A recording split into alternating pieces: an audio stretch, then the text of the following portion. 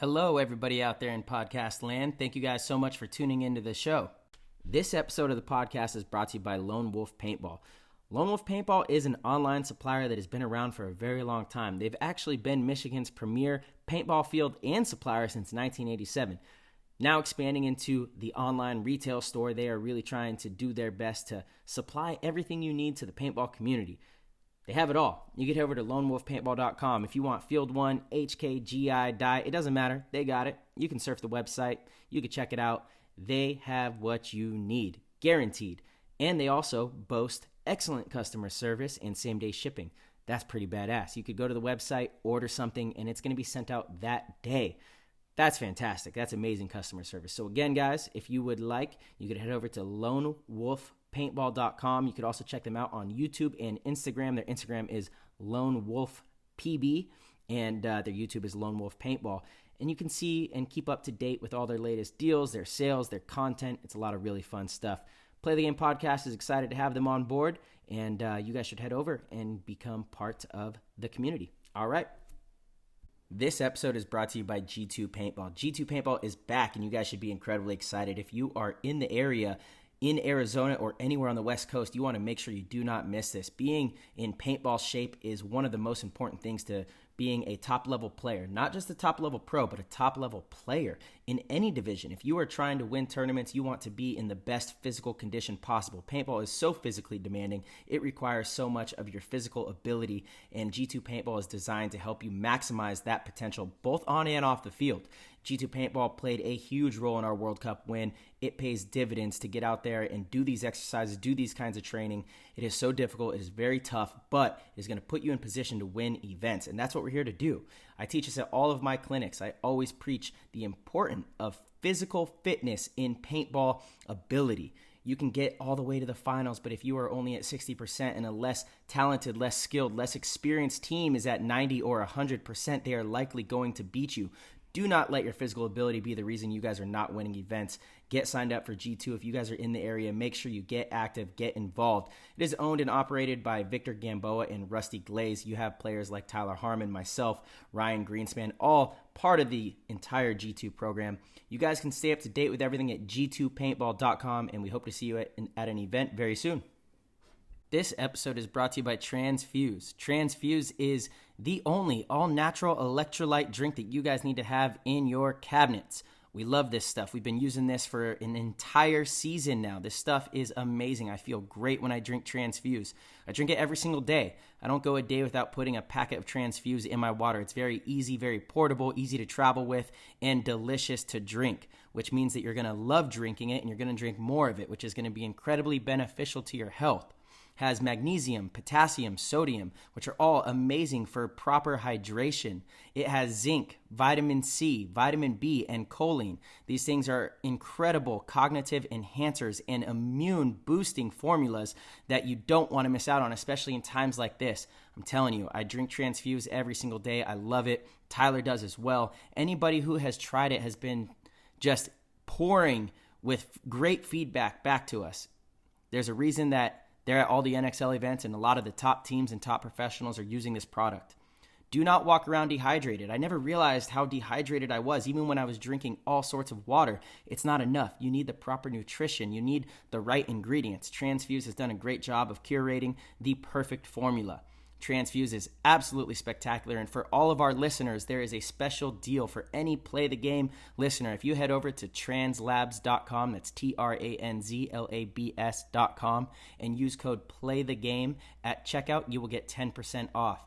If you subscribe, which means they auto ship you your package every single month, whatever you want, whatever type, whatever flavor, whatever electrolyte formula you desire, they will give you an additional 11% off. So it becomes a 21% discount exclusively for all Play the Game listeners. Huge, huge shout out, and we are incredibly thankful for our supporters. And if you guys would like to go support them, it's translabs.com. Use code PLAYTHEGAME.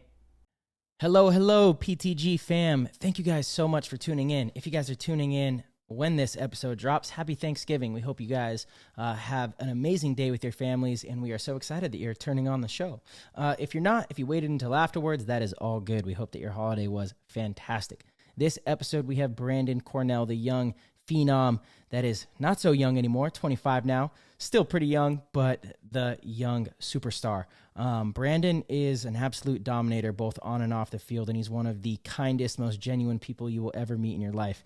Finally getting to have him on the show to sit down and get his perspective on his upbringing and how he climbed the ranks from such a young age was truly special, and for me, very personal. I was really happy and excited to sit down and be able to share his story with all of you guys. So without further ado, we are going to hop in the show.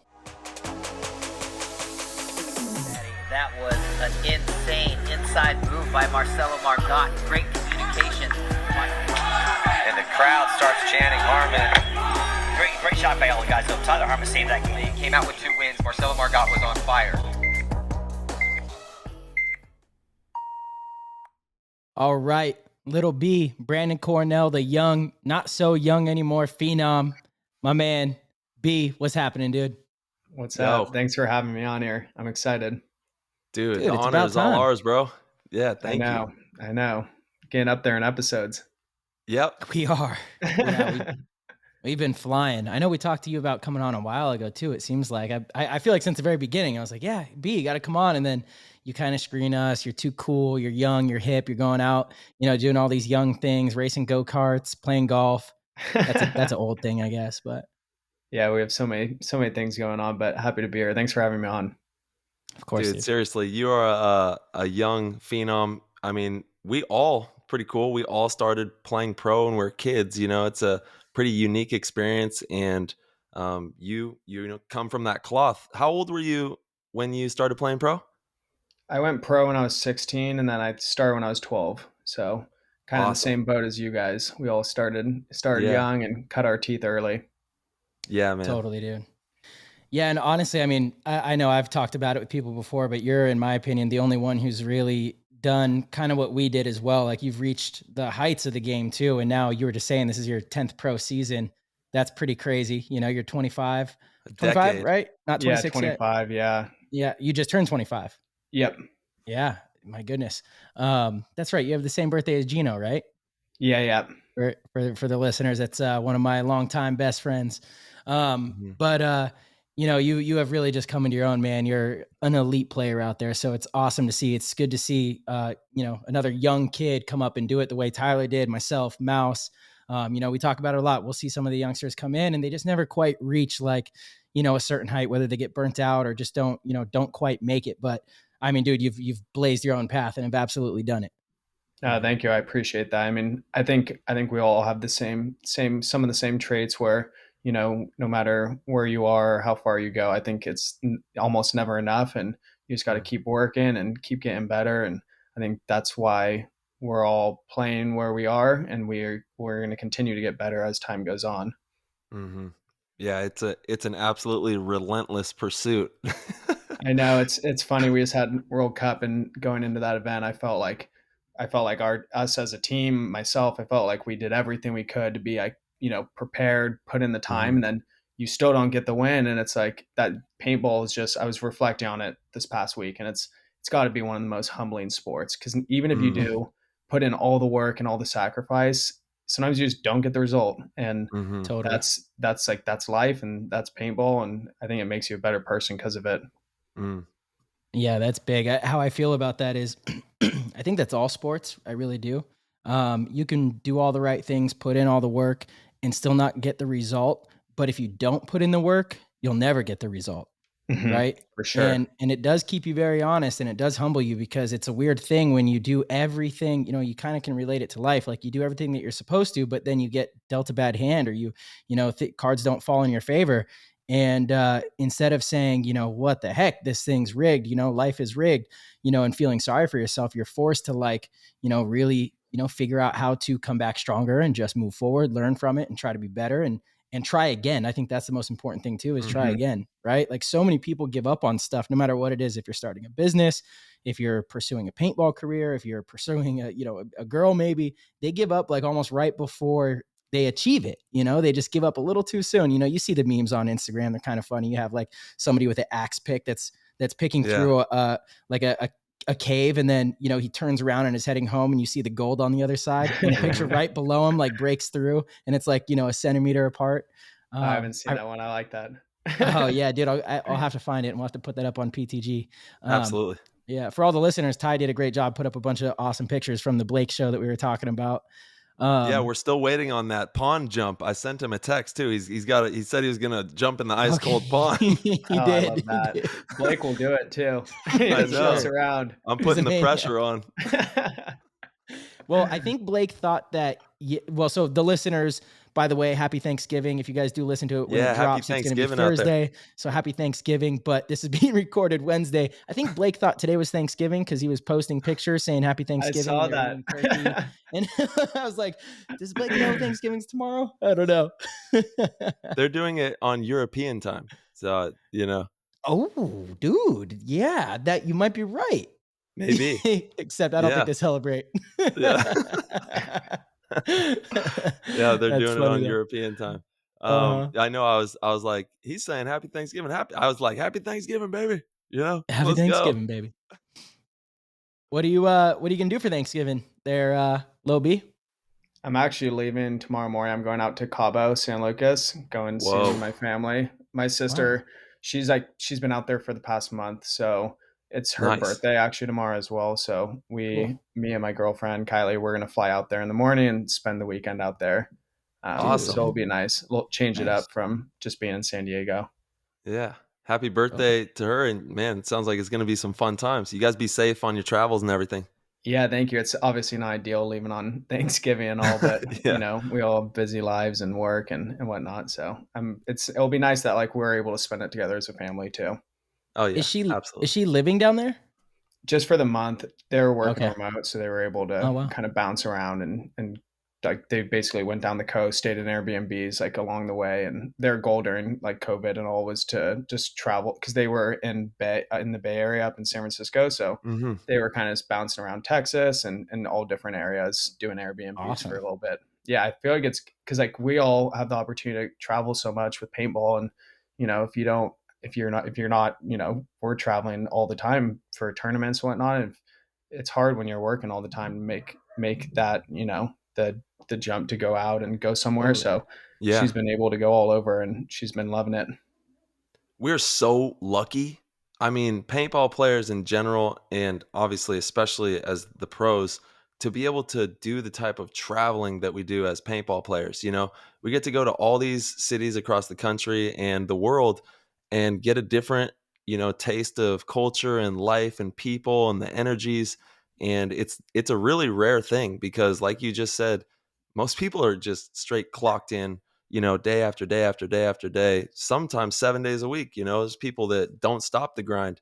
And we're just so blessed to be able to play this game and travel and see, you know, different countries and different walks of life out there. 100%. Mm-hmm. Yeah. When was your first international trip for paintball? Oh man, I did the CXBL back in the day. I think in like 2014. That was a sweet event. They used to do like the 15-minute matches. I think we won one of the matches 20-0. I mean, it was just ruthless out there. Well, it was 2 15-minute halves. Yeah. They were I think it full was, X-ball matches.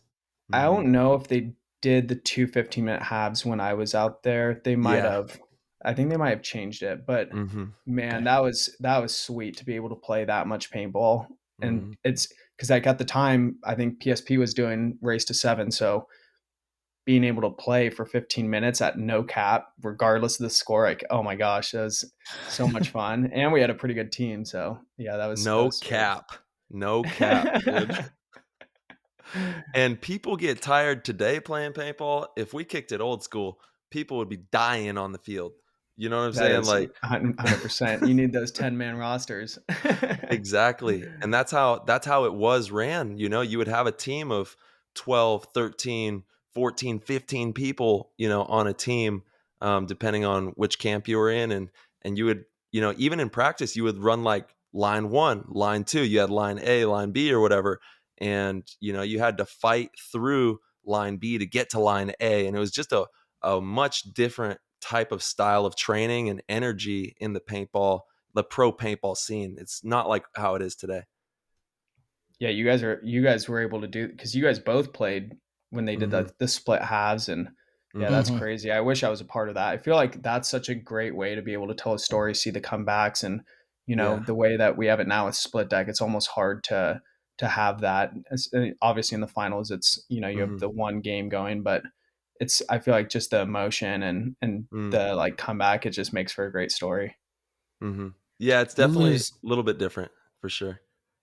Yeah, you lose so much of it with split deck, Yeah, because you just you get sucked into another match, and then it's like, yeah, oh wait, what was going on to this one? And the worst is when the other match isn't good and one match is good, because now Mhm. it's like just this stop and go tug of war kind of thing. Yeah, the Mhm. split deck is everyone agrees, everyone's on the same page about that. So hopefully Yeah, one day we can move on from split deck, but I understand Yeah, the reasons we have it in place right now. for of sure. course. Yeah, they gotta make sure that we're not playing at midnight out there. I know, which we've been struggling to do lately. Well, I think you guys It's were so good at the last one. Yeah, it was getting pretty, sundown. You had some sun in your face, but not at dark, right? Yeah. 100%. So it's funny because the faster fields actually make the game slower, Mhm. Yeah, for like sure. There's so many the points. yeah, and so that's what you saw in Chicago. It was such a fast field that it's, when points are like 45 seconds and then you have the time in between points, it just adds to that game. And it was tough to get all the games in one day. We don't want to get rid of the fast fields, though. I feel like Jason's been doing a really good job making the layouts, and I feel like this year in I agree. specific, the Yeah, layouts have been phenomenal. Like I think there's totally. like a lot of creativity. They don't slow down too much. I think he's doing a great Yeah. job.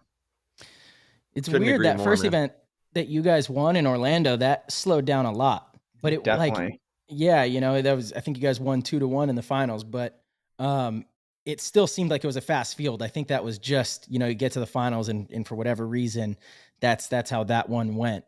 Um, Yeah, you no one know, wants to make a mistake. yeah, Mhm. totally. First event of the year. And but I agree. I think the fields have been really fun to play, right? Like every layout this year that we've gotten, I get out there and I'm like, man, this is fun. They kind of remind me of old 7-man days. It's like there's a lot of options and like you said, Brandon, opportunity. So yeah, I agree. Jason's doing a great job.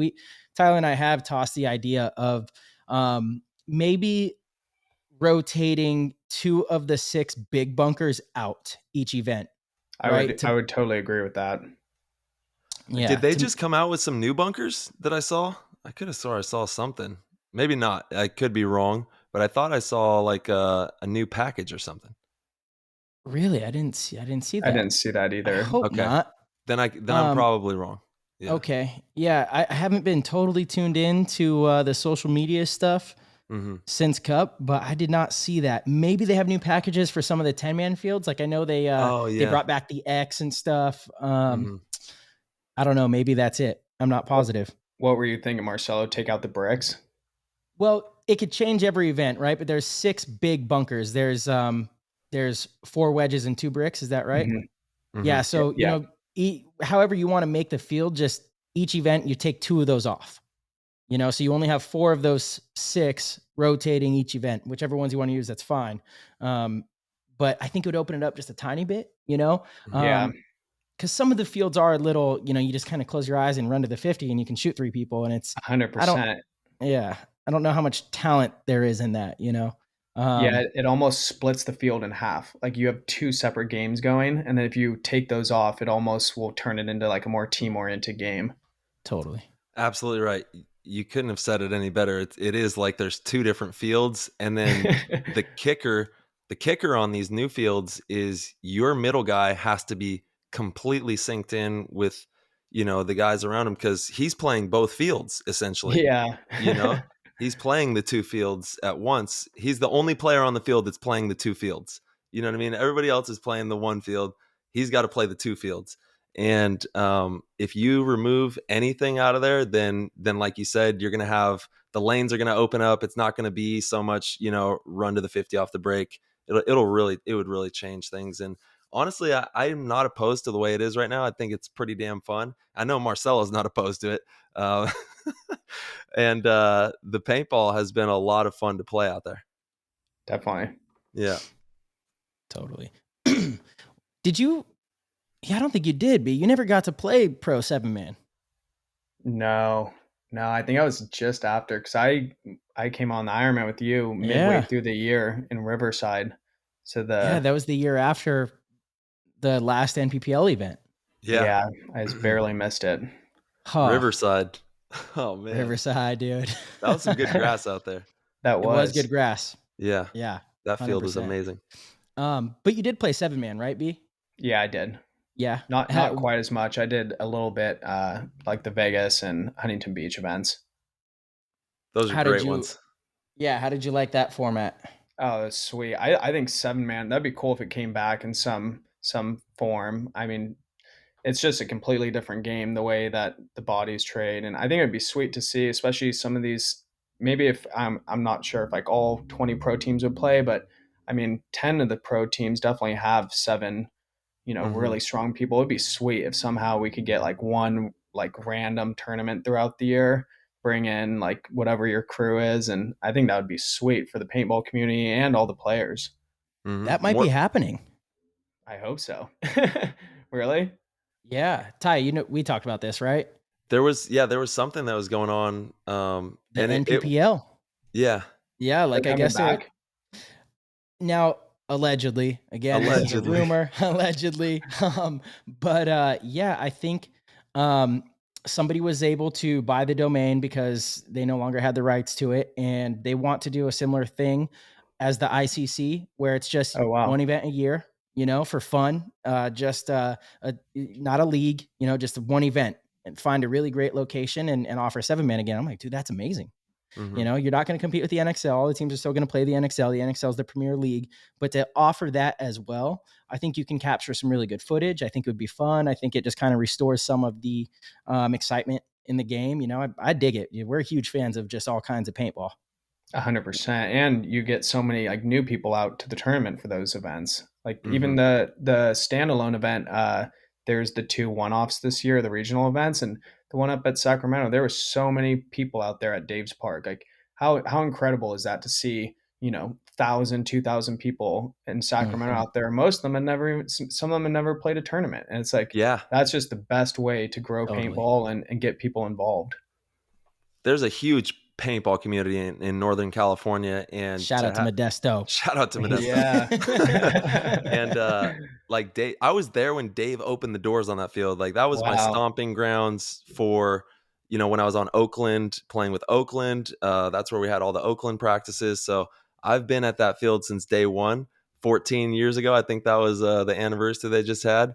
And Jesus. to see what they've built and the amount of love that has poured into the Sacramento area and the surrounding areas, and Modesto, shout out to Extreme as well, and Micah's field out there in, oh man, I can't remember what city it's in, but Micah McLaughlin as well has a field in NorCal, and there's just so much paintball that's going on up there, which is really cool to see. And it's awesome that they were able to provide that and have a bunch of people in the area who have always wanted to go to like a big tournament have that Mhm. opportunity to see the pros play and have like a venue as well for them to go to. Yeah, I mean it's kind of how I got started. I mean, it wasn't a tournament, but like being out at the field at the rec ball field and then Hmm. seeing the speedball side. And this was like the old Camp Pendleton days when it was still on dirt, but like Yeah. seeing the sport side of it, and it's like, whoa, what's that? You hear the noise, it's Hmm. so loud, everything's fast and diving, and you're like, oh, that looks cool. Like I want to do that. Yeah, dude, when Well, we were sorry, and you we see the practiced. yeah, go ahead. Oh, I was just gonna say we were practicing before Cup, and there was these people that had never played. I got this kid on the field with Houston Heat, and he played a point with me, and we won the point together. And like it was like a timeless moment. And this was like his first time playing speedball. He's like, I've never even used my second pod yet, or I was like, yeah. I was like, well, we using 2 out here today, boy.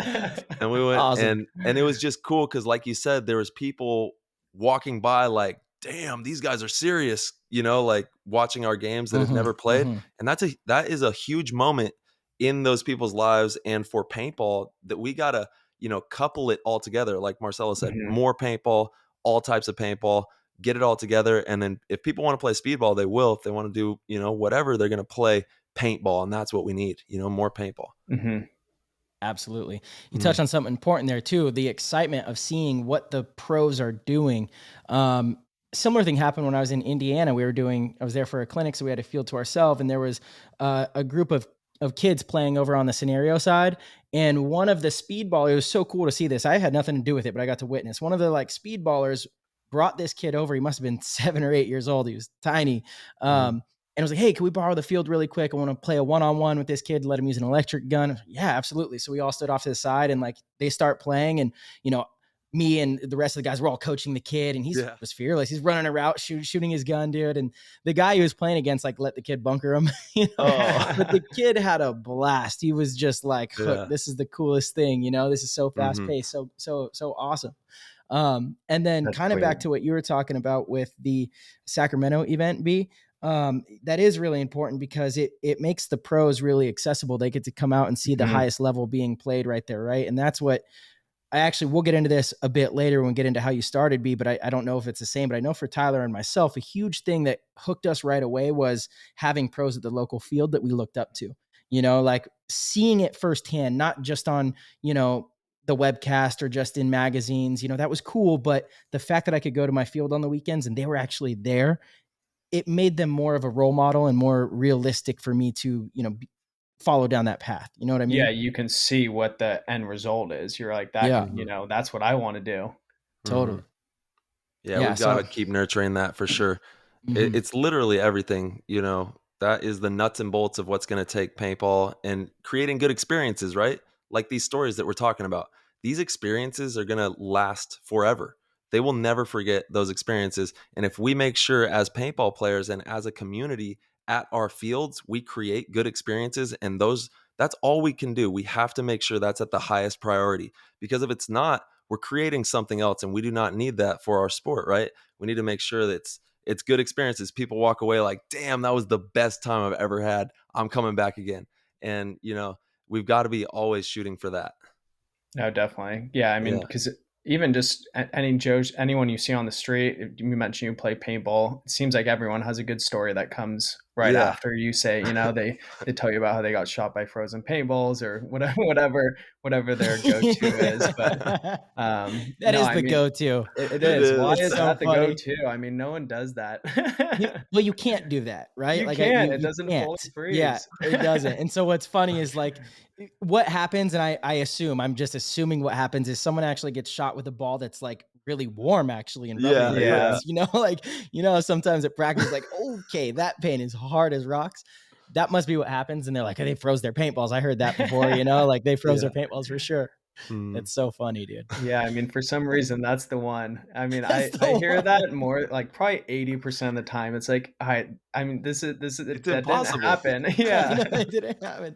I fight back on it every time now. I'm like, well, okay, just so you know, that didn't happen. But well, you just got to use science. You know what I mean? Yeah, like, totally. Scientifically, this is not happening. Not happening. It's hilarious. But so you probably got hit with one of those jelly ones, and those hurt even worse. Because that's another thing, though, too, with like paint that we've talked about. We've got an issue with it.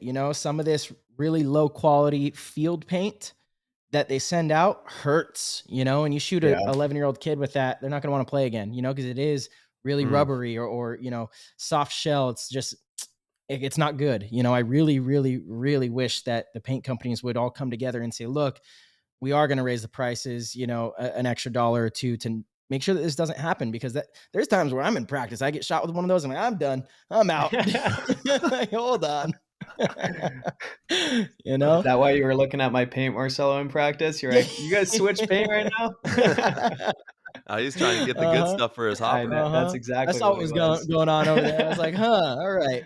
All of a sudden, you guys have our paint. Yeah. Dude, Zach Long would always wait until the best teams would come out to Bob Long's house, and he had this treasure trove of great paint, and he would only use it for the hopper, like off the break. So like Dynasty would come out or whatever, and he's got this imperial pink staining nasty nightmare paintball. That's what Impact was using against us before the week before Cup. It was ridiculous. It was like, this paint's not even allowed, dude. All of our stuff was pink. Yeah. It didn't help that they were running over us. Yeah, they have brought it back a little bit from the old school with that crazy paintball, that pink paintball. But it's a funny thing when people like, and sometimes I'll do it if we have like a stash of good stuff, load the hopper up with the good stuff, and then just Yeah. use the other stuff for my pack. That way I know I got at least a couple hundred good shots, off the get. You have to, right? And that's actually a good, a nice little tidbit for anyone that's listening. If you are practicing, and typically when I go to fields and I coach divisional teams, they're like, "What paint should we get?" There's the $35 a case, and then there's the $50 a case. They almost always go with the $35 a case, which makes sense, the cheaper one. But get a couple cases of the good stuff and use that for your loaders. Yeah. Because off the break is super important to understand what you are able to do out there, right? And if your breakouts are working after that, you're getting close and it's less likely to bounce maybe. But really you want to know like where you're at off the break. So spend the money on paint that's just for the loaders. Don't put it in your packs or anything. And just so you have a good reference for off the break shooting. Yeah, that's huge, 100%. Man. That's the only way crucial. Yeah. How funny. It's like, it's the only sport really where everyone's kind of, I guess, in racing and stuff like that, maybe how your bike performs but paint, is different for all the teams. It's crucial. And it's so crucial. It is so crucial. One bounce in a finals match is the difference, or like breaking a ball in your gun or, it not being straight, and it's the difference. We had this practice, like, I want to say it was like 3 or 4 years ago out at X Factor. And normally the paint's like on point, but whatever batch we got, like it was just a weird batch. And I mean, we couldn't hit anything. Like if I'm shooting a pole, like my spread was probably 40 feet. And then, they're like, you just got to roll the bags, you got to get the oil around. It was like, oh, we're using 2 different sets of paint right now. We're getting worked. Like we couldn't hit anything. I mean, that was probably one of the worst practices that we all had as a team. And the next week we go into the tournament, we're playing Russians, and then we have tournament paint and we're just sniping everyone. I'm like, oh my God, I actually know how to play paintball. Like I can hit stuff. Yeah. Dude, it's discouraging when you have paint like that because for me, it's I feel like it's most discouraging for my game. Ty, you too, because you're a sharpshooter. I mean, you too, B. You do attack, you're aggressive as well, but you're a really accurate shot. Like you get a lot of kills from far away. That's definitely my game, And so when the paint's like even a little crooked, I'm like, I'm just not as effective, and it's really a struggle out there. And you have to work through it. You have to find different ways to win and be effective. And then it is so nice when you get to the event, and you have the tournament paint at that Thursday practice and it's just lasers. Ball. Oh man. Yeah. Okay. I still got it. That's another good tip though, again. And I think paint management is so important. If your paint is not shooting straight, that is a good way to kind of mitigate it if you roll it around in the bags, because sometimes what happens is the paint in the ball separates inside the ball and it makes one side heavier than the other. So that's what causes the curve. So if you just roll it around and rotate it, it can kind of make it a little better. It's something, all the veterans do. And it is an extra step at practice, but it can help a little bit. Yeah, like rolls the goo around and kind of gets it moving in the paintball, because it's just stuck on one side essentially. But even like, I don't know what it is about it, but like loading my own pods, even like the first point of every match, the pit crew does not load my pod. I load my pod. I do. Me too. I load all my pod, and then after we get into the game, obviously, they're loading, but I like shaky pods. No, we do. Not in our pit, baby. Yeah. Our pit is dialed in. Yeah. Damn, the Dynasty pit. Shout out to Victor Gamboa. He's the boss, man. God, he's the man. Yeah. Shout out to the Heat crew too. We keep it lit in there. We have and you guys too. I mean, Edmonton Impact, we all have great crews and how important is that? Like Brandon, you know what I mean? Yeah, that's everything. It's huge. I mean, all 3 of us have really good pit crews. DMG, the lower semi-pro team, helps us out a lot. Having someone that actually knows paintball and they're playing at a high level. They know how to fill the pods, and even if they see something on the field, like having a good pit crew is key to success. I mean, those guys, absolutely, dude. It's like one of those jobs that's like a thankless job. And obviously, we all thank them, but it's like having if you don't have a good pit crew, like that's an easy way to lose a match. Absolutely. There was a match at World Cup where there was some stuff that happened in the pit that if we didn't have a good crew, we were for sure going to lose that match. There was a total disaster, a mistake that we made, like, before the game. And they were so dialed in. It became a seamless fix. and it's just crucial. It really is. Paint That's management, awesome. having a good crew, and even coaching. I think I was talking about that, and we were doing like the 4 Sundays, and Maddie was here, and he was saying that a lot of people really undervalue coaching. And my Yeah. response was simple. I mean, if you don't value coaching or understand how important a good coach is, then you've probably never won. Right? Like That's a a fair good statement. coach is 100%. You realize when you win how important a good coach is and what they do to do that. Mhm. But yeah, all the little details, man. Ultimately, that's what it takes. That's what happens. All the little things come together, and that's when you Yeah. win events, right? It's never like one blaring thing that you did better than everyone. It's all these little things. That's right. Yeah, everything just starts to click. That's what happened to you guys at Cup, March. Mhm. Congrats, by the 100%, way. dude. Yeah, thank you, brother. Appreciate it. Always good. Again, I told you before. I'll say it again. When you sent me the message, you're like, I hate sending you these now 2 in a row. But it's it's funny because in paintball we're all such good friends, but when we're at those events, we're enemies. And it's 100%. it's the competitor in us, and it's what makes everyone sitting here good on the field. Is like, I don't want to talk to you really when we're there. Sometimes I'll come up and try to be friendly with you because I know you don't like it, I do not. At tournaments, I'm focused. So I like playing a little bit of games with you, but that's the way I was too when I was younger. I've softened up on that in my old age for sure. When I was younger, it's like I really would get mad at people when they'd come and talk to me at events. It would bother me. If they weren't Bro, on my you would team. square up. You would Yeah, square. straight up, dude. Like if you weren't on my team and you came up to talk to me, it was like, get out of my face, Yeah. Nick Sloviak, like he's become one of my greatest friends, but I hated him when I was younger because Oh man. We'll be in the middle of a match, like I'm locked in, I'm focused. I mean, like it's just you're like going out there, you want to win so bad, and then Nick's making jokes and walking off the field. I'm like, me and you are just complete opposites the way that we hone in totally, our focus. Like I'm just quiet, and yeah, totally. it's Mhm. funny. But that's how Nick gets into his flow state. He's got to be a little Yeah. bit goofy and loose, and that makes him play better. Everyone's got their own style and their kinks. Mhm. Absolutely. I was talking to, I mean, you guys know Dan, my buddy's dad. We were just talking about this. It was it was in Vegas like 3 or 4 years ago. And he came out to watch the event. It's a good family friend, knows Mouse very well. He's been to his house. We've spent a lot of time together. And Dan had waved to Mouse to say hi, and Mouse like kind of just looked at him. He said he had a bowl of just chicken and like boiled chicken and rice and vegetables, and he like hardly nodded back and just sat down. And Dan was like super offended. I was like, you can't be offended at that. If anything, it's like disrespectful of you to expect an athlete that's preparing for a game to come over and Yeah. entertain you. Like that's just not how it works. I kind of felt bad at World Cup. We were getting ready for the final match, and I had my headphones in, and this was like right before the game.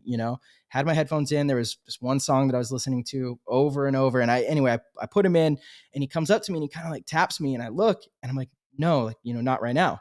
And he's like, no. Hey, like what song are you listening to? And I almost like, I got so mad in my head, like, and I said, stop, and I turned away and I walked away. Cause I was like so mentally in the zone and not trying to focus on anything else. So I listened to the song. Finally, I take him off. I'm like, hey, I'm sorry, but like, I'll give you the playlist later. He's like, yeah, I want your playlist. And I was like, that's fantastic, but not right before the game, dude. Yeah, you Like can't have be the doing timing that. on it. After the game, I'll sit there and talk to you for 2 hours. We can have this whole conversation about this, but when athletes are trying to lock in, it's a different place that you have to tap into in order to be able to perform at these levels with that pressure too, with the stands like that and the whole season on the line, or, like you have to really be able to tap in. And so, yeah, it's just part of the game. But I will say, as I'm getting older, I'm a little softer. I love seeing you guys at the events. And so, Of still get course, to come but up and make a couple jokes. there is something there. Like pro football players, they're all down in the locker room and they come out and they do their thing. Yeah, NBA, same thing, soccer, baseball, all the pro sports. It's totally. not the same with us. We are inundated with a bunch of different energies. There's so many different energies all around. And Absolutely. we have to navigate. That's a whole nother layer to It navigate is. That is as a so top true. yeah, as a top level pro athlete trying to get an objective completed, right? And that's where our mental state is at. There's an objective in front of me. I don't see anything else. I don't see anything. I just see the objective. So when I lock into that framework of mind state and that way of processing life in that, those moments, it's like, oh my God. And then you have to navigate, just everything. There's so many different energies that are all running around and tapping on your shoulder and looking at you like this or doing these things. You're like, all Totally. right, here we go. I will Yeah. say, because I feel like for some reason, Tyler, like you guys are always next to us when we're in the pit. Like, I don't Yeah. know. I feel like our matches kind of go at the same time. I've Mhm. seen you a few times in the pit, and I would not want to be on the wrong side of you mid match. I mean, man, Tyler's eyes, like he's about to Uh, kill someone. I'm like, go get it. Fuck yeah, yeah. dude. Tiger's Tyler blood. told me to shut the hell up at World Cup when I was in his pit. I was I like, all respect right, that. dude. Hey, I'm just gonna Oh, yeah. I'm gonna look at the ground and walk away here. Oh my God. Dude, I got tiger's blood running through my veins when I'm playing paintball. Yeah. Even when we're on the same team, I'm like, yeah, don't talk to Tyler right now. But You'd it's come in in and give the you a high five, purest. and I'm like, yeah. Yeah, watch out for the high fives. It's in the purest way though, and Totally. I'm always learning how to be better. I'm nowhere near perfect. I'm the furthest from perfect, and I'm okay with that. I'm trying to, because every moment is so brand new, right? We're trying to navigate this paintball life and be the best paintball players that we can possibly be. So it's always changing too, and you have to change with it. You can't be stuck in a mold. You have to be malleable and really lucid and fluid as a paintball player to be the best, because there's so many different, like we said, the energies of people on your team and around, that you've got to be, you got to be very open, and you got to be, ready to be a good team player, and have that passion too to want to win for your team, and like have that, that fire in your heart to get the job done, and look in everybody's eyes and know that we're all headed in the same direction. That's one of the most amazing things about paintball is those types of moments right there. I think that's what, honestly, I mean, I think that's what brings all of us back.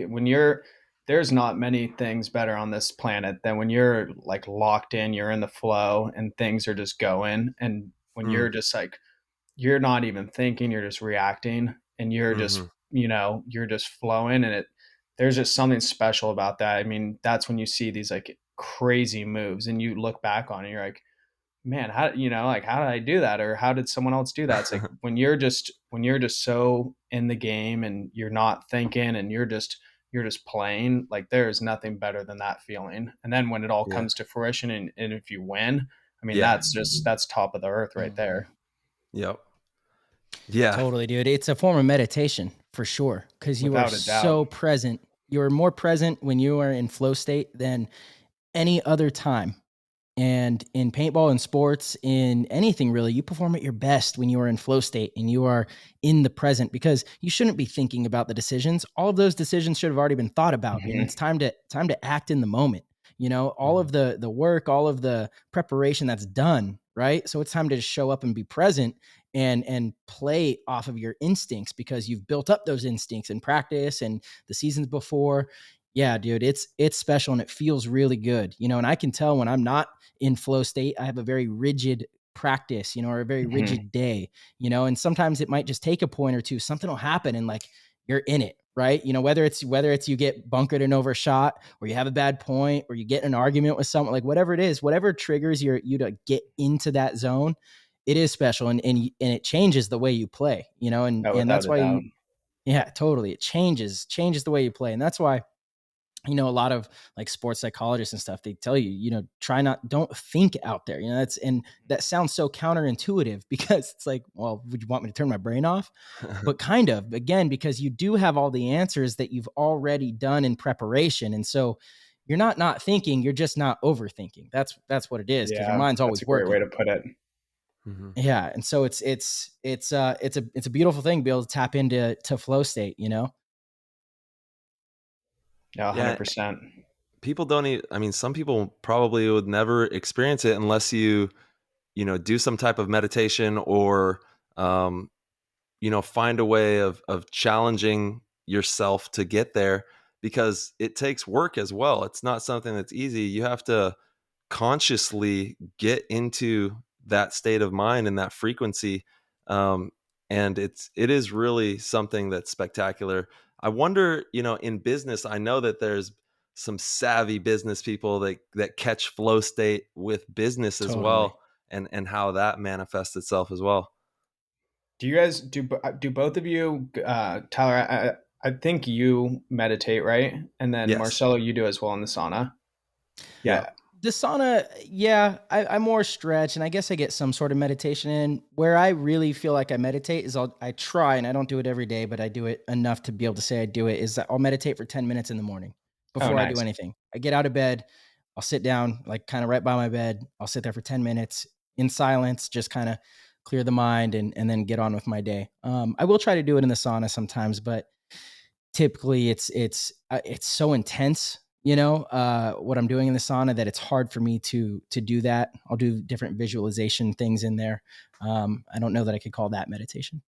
Okay. No, I've just been doing it like the past year and a half in the sauna. And like usually like first 5 minutes, like warming up, 5 minutes stretching or 10 minutes. And then the last five, just like really clearing my mind. And then just like even in like a week leading up to the tournament, just like thinking about, showing up to practice the first day, the second Mhm. day, Mhm. like just visualizing, and then, leading up to the event, getting on the plane, like the whole Mhm. process. And I don't Yeah. know, it seems to help me quite a bit. And I think it just like mentally prepares you and gets you ready for that moment.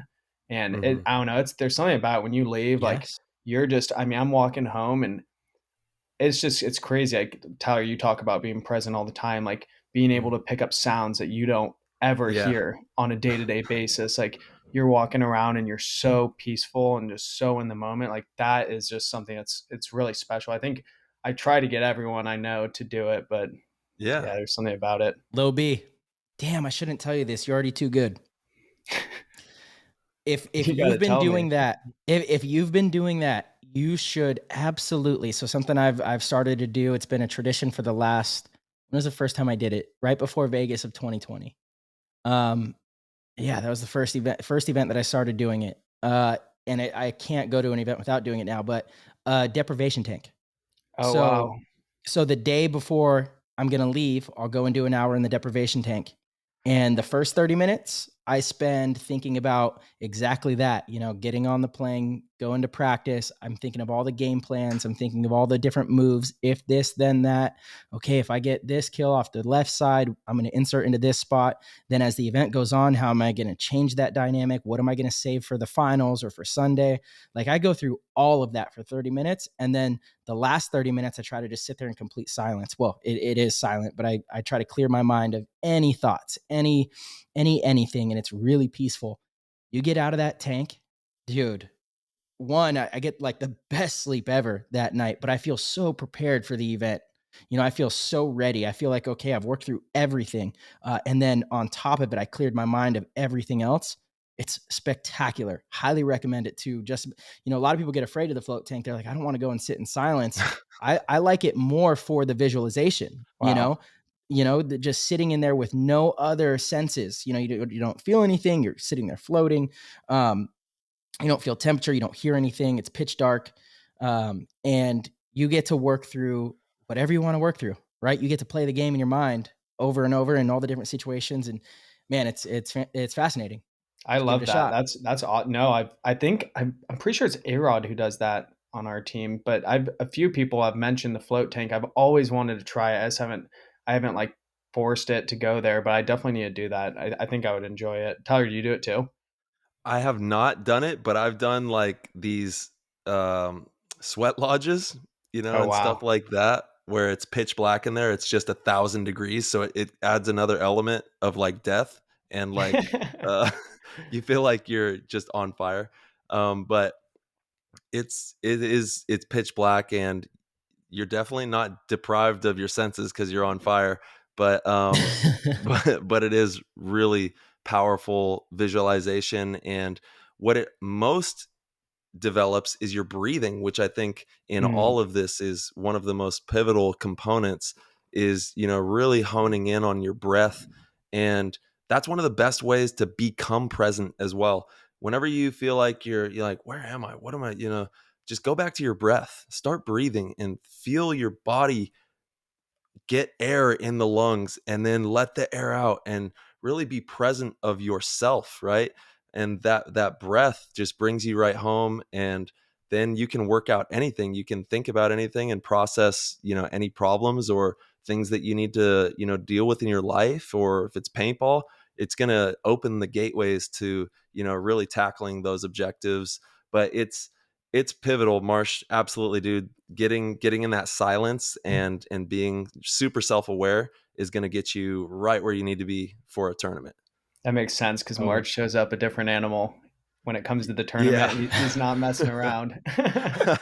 Thanks for sharing that. That's sweet. It's Yeah. it is, dude. It's awesome. And Tyler, you've helped me a lot with breathing. That is a huge one. We've talked about it on the show as well. I know Mouse has been huge with you guys about He breathing. does. Yeah. How do you know And that? I know everything, dude. I watch everyone very closely. I know. Before every point, he's like, breathe. It's so Yeah. important in paintball. We're getting, like we're all breathing so Yeah. hard, and we have the pack on constricting us. Like Totally. it's, and you almost get tired just like having Not it on. breathing. It's like, yeah, you need to focus on like keeping consistent breath. Yeah. Dude, your blood, your life source needs the air. It is what moves everything. It's what oxygenates your blood. So if you are not getting, like, if you're taking shallow breaths, your blood is not getting the amount of oxygen that it needs. It actually, your life source needs that breath. And the deeper and more focused you are on that breath, the more oxygen you're providing to your blood. And it's going to help everything function way better, because it's moving with a lot more efficiency and just is smoothing everything out, I guess. I don't know. After almost every point, I noticed Tyler will undo his outer straps on his pack. As soon as the point ends, he just kind of releases them to relieve some of that pressure. And a simple thing like that is something that I've picked up, and I'm like, okay, yeah, you have this thing that's making it harder for you to breathe wrapped around your stomach, with weights on them. And it is huge. It's helped a lot for me with so much of my like fitness on the field, and be able to play multiple points in a row is focusing on the breathing, and not letting my breath get away from me, because in the past that is for sure what would happen. Like I know I can go to the gym and work out for hours and not get tired, but then I'd get on the paintball field, my adrenaline gets going, I'll play a point and I'm like out of breath, exhausted, I'm like, what the hell? And it's just because you're not breathing properly. You're letting it get away from you. Your heart rate's getting out of control. And it's so crucial. So, thank you for that though, Ty, because you've definitely helped with the breathing. Hell yeah. There we go. Yeah, of course. And again, like I know Mouse, same with you guys. And so it's no question, like a lot of the top guys, I mean, Oliver was a huge advocate of breath work. And I remember, like 2014, 15, when he brought it to Dynasty, it was kind of like, I mean, we all breathe, dude. What are you talking about? I breathe. I'm breathing, and people kind of think it's hokey, but when you really dig into the research and you really learn about it and you practice it, you go, okay, I don't breathe enough, so that is another part of my routine too. I try this. I got solely from you, Ty, is like straight up when you wake up, as soon as you get out into some fresh air, just big breaths, just like look up at the sun and big breaths in and out. And it's weird. I feel better, Oh yeah. You're supercharging, man, especially if you're in the sunlight. Dang. You're taking it to another level. The only thing that I haven't figured out yet is how to transport to the moon at night and rest and get charged up on the moon like you do. But it's a long journey. Yeah, we'll figure that out. I have moon rocks that are in my bed, and we just cuddle. No, but B, I'm down to go to one of the float tanks with you this offseason. We could play some golf. Go to you. I know you need to rebuttal. You are down 1-0. I beat you the one and only time we played. So I'll give you a chance to win that again. And how about loser pays for the float? All right, sounds good. I've been playing a lot. You're going down. I know. It's okay. I made that deal knowing that I'm okay paying for your float. You'll really like it.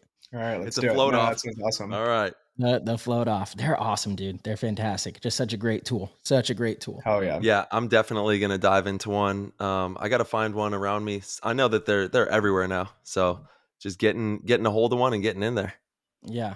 The sauna, cold plunges. I mean, it's like mandatory for my physical abilities, mental health, Mhm. injuries. I mean, it's just it's been a total game changer. So, You got to and B shock the actually, body.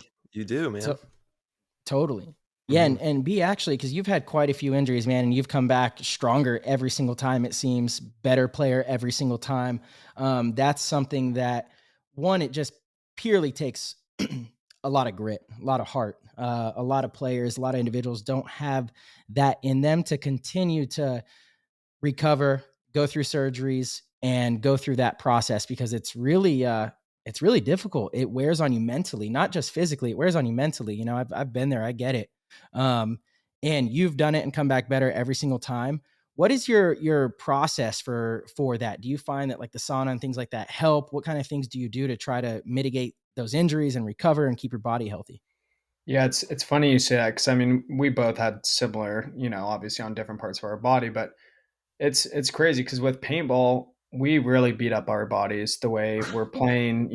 We're gonna play a 10-hour, 8-hour day, 2 days in a row, sometimes 3, 4 days in a row. And so, the amount of calories we're burning throughout a day, you really need to be eating the right food Hmm. throughout the day, snacking Hmm. throughout practice. Like I think early on, I didn't. I mean, I think I was just unfortunate. My dad had pretty bad shoulders, and so I think that was just something that was going to end up happening to me at some point. But going through, I've had surgery on both of my shoulders, and at this point, like I'm 100% no problems at all. And it's tough because when you are injured, and almost every athlete has played while they're hurting or something's wrong. It's frustrating when your mind knows what to do but your body can't keep up. Hmm. And Yeah. so being able to put yourself in the right situation where, like you said, like doing the sauna, stretching a lot. Like I used to, back in the day, I was trying to lift for weight when I was 16, 17. It's like, what am I doing? Like that's not what's important. What sport do we play? I don't need to tackle someone. We're trying to focus on quick movements, burst speed, being flexible, all those types of things. So really tailoring your workouts to the sport that you're playing. And we're playing paintball. We need to be able to dive, crawl, sprint fast. And it's all 5-10 steps. Like Kyle, I went and did a sprint workout with him before cup, and even just the way that you're starting off the gate, the way you're moving your body, like all sorts of like those things, like it's really breaking down our movements, the first few steps in the game, and just how you're Yeah. moving your body. Because if you're real stiff, it's almost like in football too. Like if you're playing football and you don't commit to the hit, you're going to get hurt. But if you commit to the hit, if you commit to the dive and paintball, if you commit to the slide, if you're moving your body Hmm. properly, you're not going to get injured. And so I think it's having those instances, like from past experience, being confident in yourself, but then, really focusing on recovery like you touched on, and sauna, making yourself be in the right position for when you are in that moment that you're just going to be healthy and you're going to play well. And, I think from this period on, like I unfortunately there was things in the past that had kind of hindered a little bit, but you only get better from those injuries and from those times, and I think that's what makes you a better paintball player. Hmm. Yeah, that was brutal, dude. I remember seeing you get hurt actually. I was like, "Oh my god, man. It's the worst. That is the worst." And you've come back like a champion. Um, what are some tactics that you've used to help you in the recovery process? Yeah, is I mean it depends on like what it is, but like with shoulder, I mean I like especially icing, just taking it Yeah. easy, and then I'm just really big on like band work now. A lot like Mhm. especially high repetitions. High repetitions of anything is going to be better than Yeah. trying to do Hmm. 6 reps of whatever the weight is. Like we're unless you're doing legs and you're trying to work on your burst speed and doing higher weight, like that's really important. But we don't need to be benching 2 plates, 3 plates. Like that's that's just not.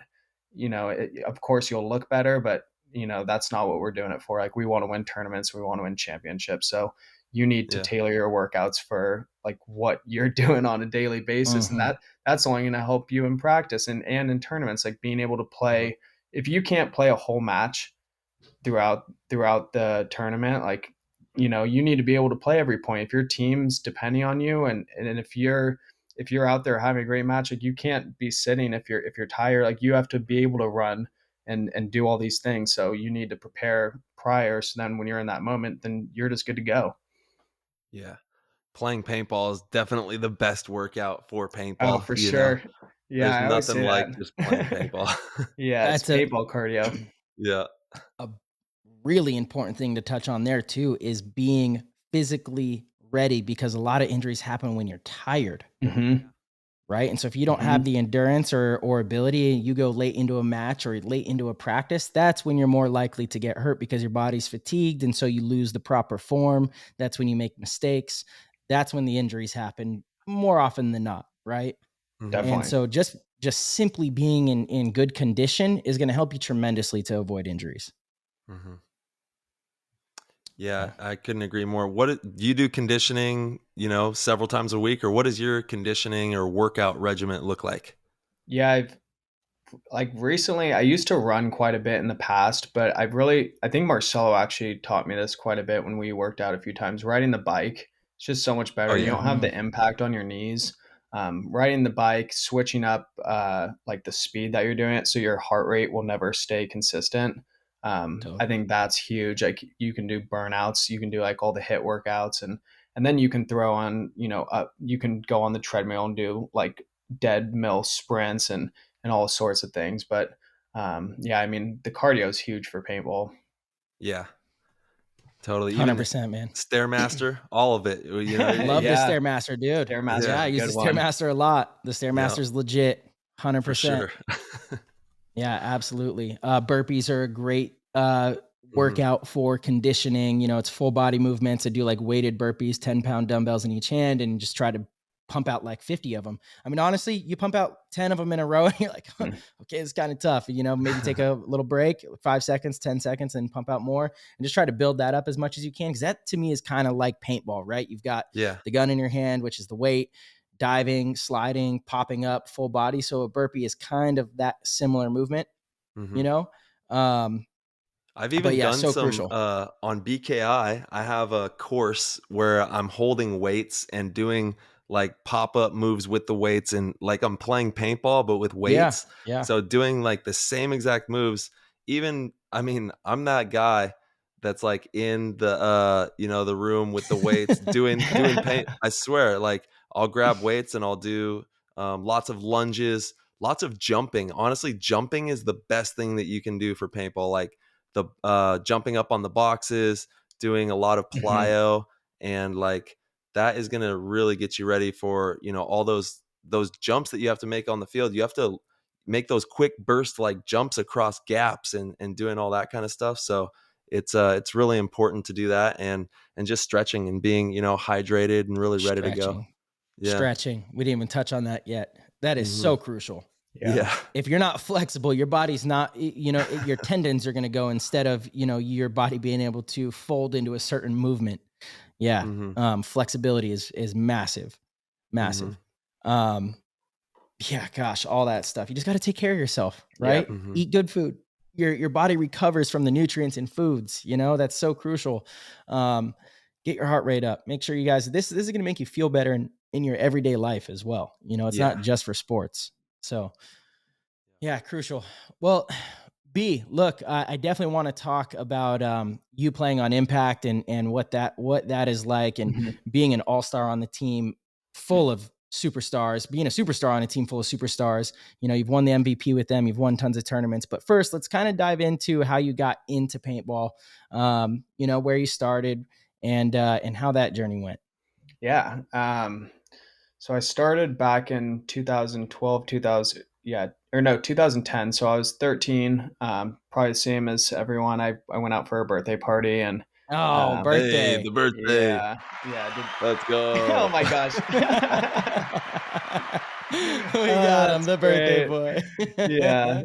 Oh, that's awesome. Yeah, so I went out for a birthday party, and I just played, and I was terrified. I don't think I shot anyone. I just hit in the back, like in this little hole. Like, oh, I was so scared, and I think I got hit from like a ball bouncing off the ground and just like hit me in the leg, and Frozen No. paintball. no frozen paintball. I was like, oh, this doesn't hurt very bad, and Bounce so shot got him. yeah, I was only 12 years old, or I was pretty young. And so, Hold on. Your first elimination was off a bounce shot? Is that what you just told me? oh That's no, crazy.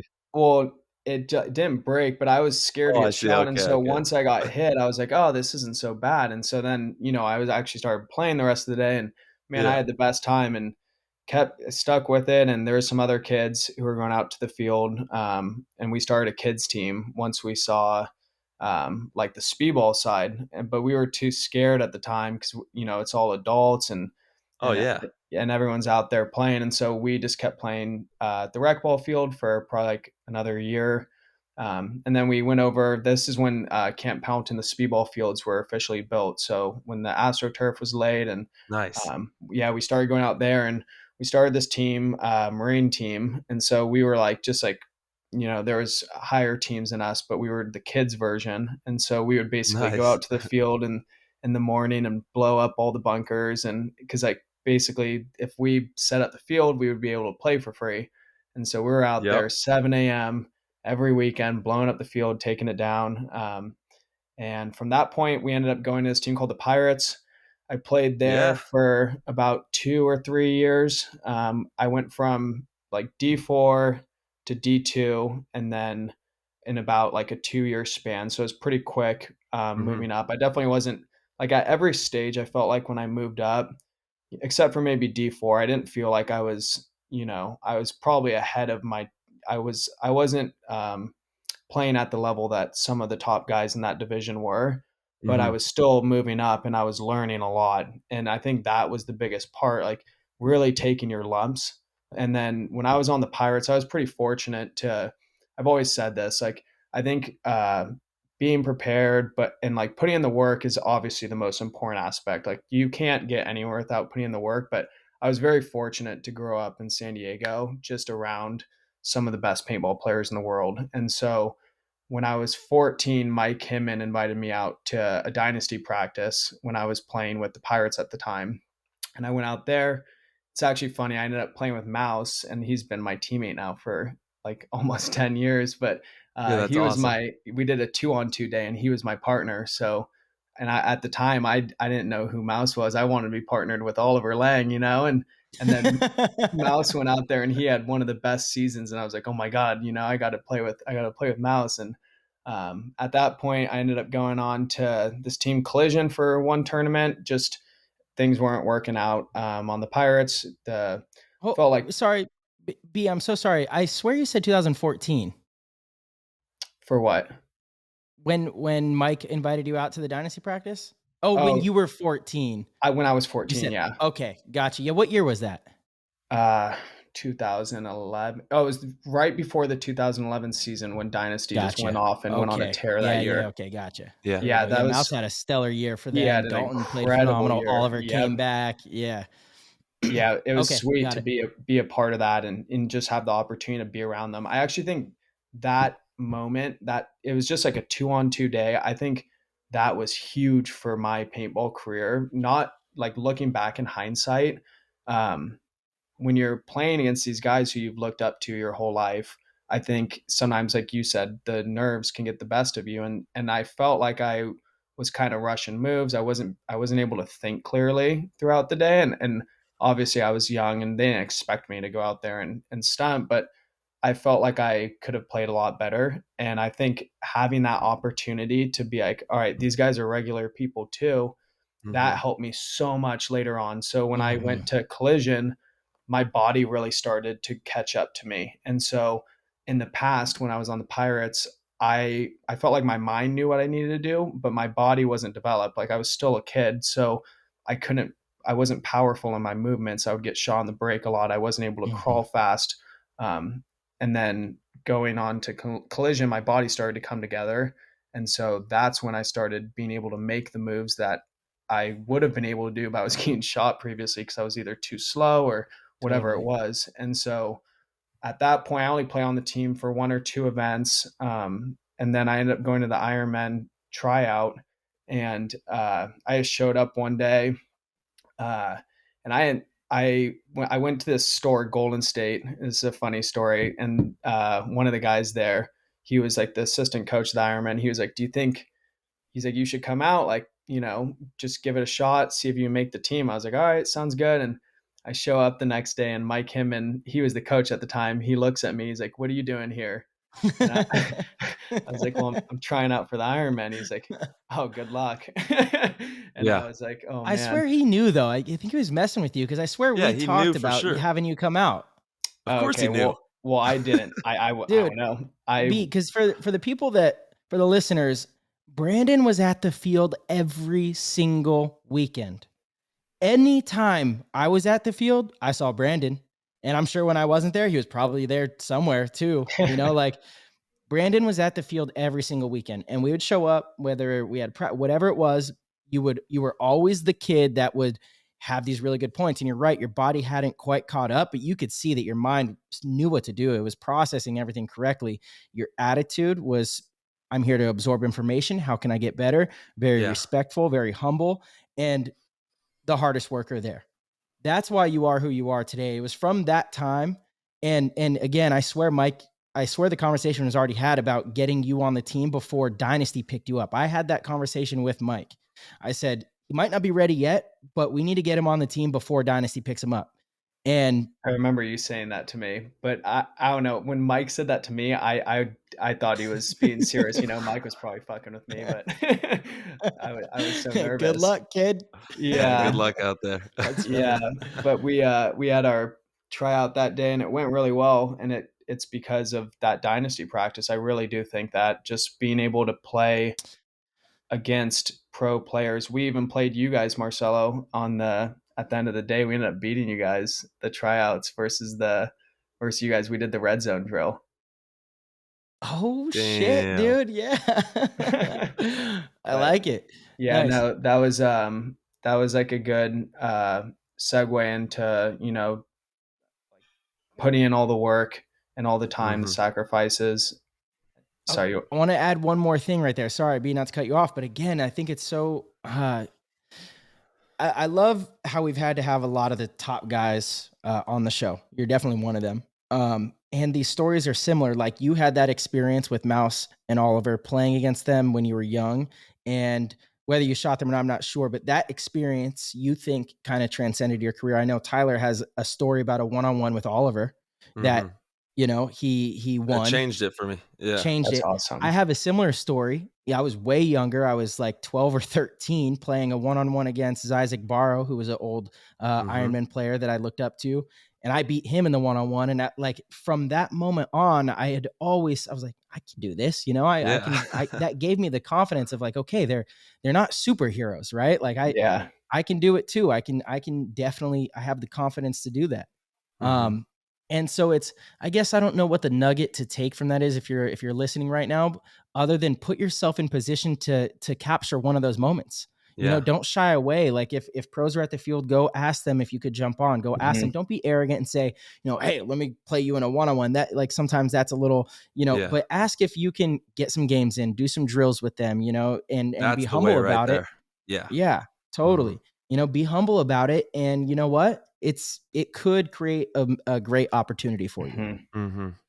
It will. 100%. Totally. Undoubtedly. Yeah, no, I couldn't agree more. I think just the mind and being like believing you can do something, that is, more than half the battle. Like, if you really are confident in what you can do because you put in the hard work and all the time shooting poles and drills, like that's what's going to make you great. That's right. Yeah. What,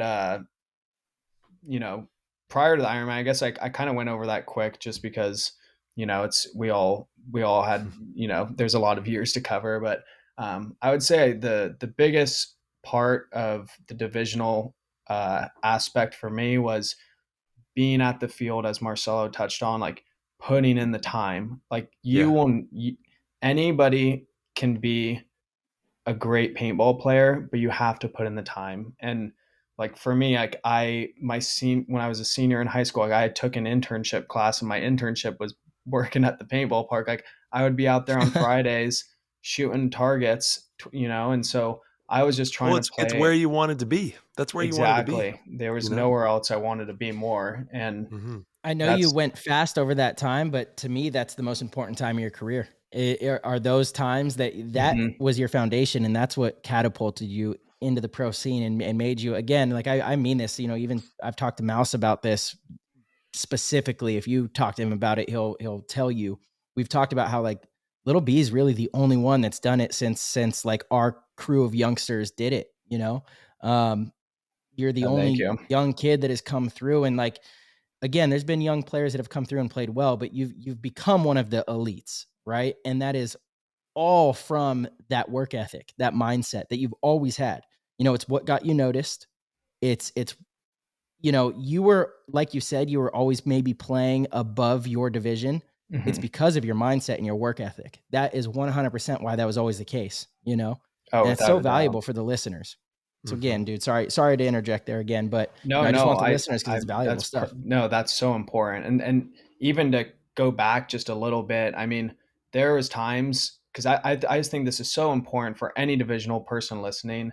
I mean, there's a lot of times people will be playing and they're, whether you're losing or however the day's going, you get frustrated, you're like, I don't want to do this. Or even maybe you just don't want to get shot by, you don't want to lose all day. You don't want to go home with all the welts and whatnot.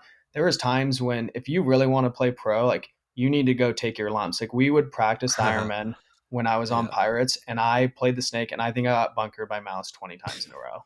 Like I'm Yeah. not even joking. We lost 20 points to them straight up. We didn't lose 1 point all day. And he's going to love if he listens to this and he hears that, he's going to have a big smile on his face. But I mean, you guys kicked our ass. Like it was Marcelo, Steven Pitts, and A-Rod and Mouse like just tearing down the field. And that those moments, like getting beat up, learning why that move didn't work, or all those things, that's what makes you so much better later on. And Hmm. so taking the lumps, that's what like catapults you in your career. And then once you get to the pro scene, at least you've seen that side. And so maybe not everyone's as fortunate enough to play against pros all the time on the weekends, but if you're out there playing, like always play someone better than you, play as much as you can, and go. And if you don't have pros out there, go to the NXLs, play in these tough divisions, work your way up. Like that's the only way, at least in my opinion, that you can get to the top level and be really competitive with these guys. Because if you're not putting in the work, someone else is. Like it's Yeah. that simple. Mm.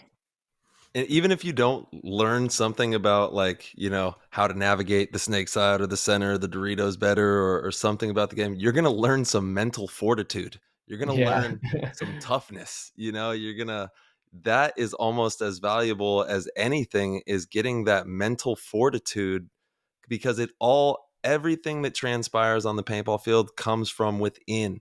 It's all from within. It's your mindset. It's the way that you carry. It's the choices that you make when you snap shoot. It's the choices you make when you move, when to Mhm. move, how to communicate, all these little intricacies.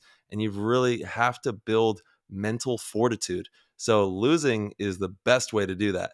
And challenging yourself to go against opponents that you're probably going to get your ass kicked by is the way to go, always, because you're going to build mental fortitude and you're going to build a higher skill set. You're not going to build any of that just, staying comfortable. You want to get Mhm. uncomfortable. That's the key right there. Yeah, definitely. Hmm. No, yeah, I can, I can keep going from like at this point. Mhm. At this point, I was trying out for the Ironman and I actually made the team, and the day went really well. And we had a team meeting after, and Mike basically told me, he's like, uh, we want to take you to Riverside, but there's a strong chance like you're not going to play at all. And I was like, he's like, what do you want to do? Would you rather go play with the Division 1 team, or would you rather, come to the tournament and see how it goes? And I was like, let's do it. Like I'd practiced my whole life for that moment. And so I was like, I'm definitely going to the tournament. And I actually ended up playing like 20 points throughout the tournament, played pretty well for my first And that's event. your Like, number. yeah, There we yeah, go. exactly. And yeah, played pretty well. And, from that moment on, like going into cup, I felt like I got so much better from the previous tournament, just being to be in those situations and like just being in the moment of like the pressure that you were talking about earlier at Hmm. the pro level, like, getting used to playing guys who you looked up to throughout your life. And then at that point, like after the World Cup, I think it was halfway through the following season that I really started to find my groove. It was this Chicago event, and I don't know what it was about it, but I was like, I can hang in this league. And you Hmm. know, I obviously you still respect, and you look up to a lot of the guys, but at the same time, you're here for a reason, and you can do this too. And I Hmm. think having that mentality, it was like, all right, I can do this, and that's when I started to make really good moves, and I was more confident in the things I was doing because I knew what to do, but I didn't want to make a mistake. And so being able to have a little bit of you said you want to be uncomfortable, but you need to embrace the moment. And if you're making those moves, it's like you do it in practice, but you need to be able to do it in the tournaments too. So Yeah. at that point, I was able to start doing that maybe about a year into the pro league, and from then on, um, we played together, Marcelo and Mouse, and then you guys went your separate ways, which you guys had to do. You guys had different things going on, and it's funny how it is looking back later on. It's like when you're younger, or at least when I was only 17, 18, that was like everything. But you guys had so much other things on like that were really important to you guys and A-Rod, and you guys had different goals, and I was just happy to be around you guys and the team. And so at that moment when you guys left, I actually think that was really big for me because I was able to take a bigger role on the team and kind of grow what I needed to do as a player. Like Hmm. at that point, I had the opportunity to travel to Europe. I played with Coming At Ya, which was a European team. So going over and Shout being a out to U.S. coming at you. yeah, seriously, going over to Europe and being able to be one of the U.S. players, like you really have to step up. You have to play well. Like that was a lot different to me because for the most part, previously I had been playing with you guys who were, you guys were carrying the load, and so at that point it's like, all right, well, you got to step up, like you got to carry the load now. And I Hmm. think that's a whole different style of play that I hadn't even experienced before.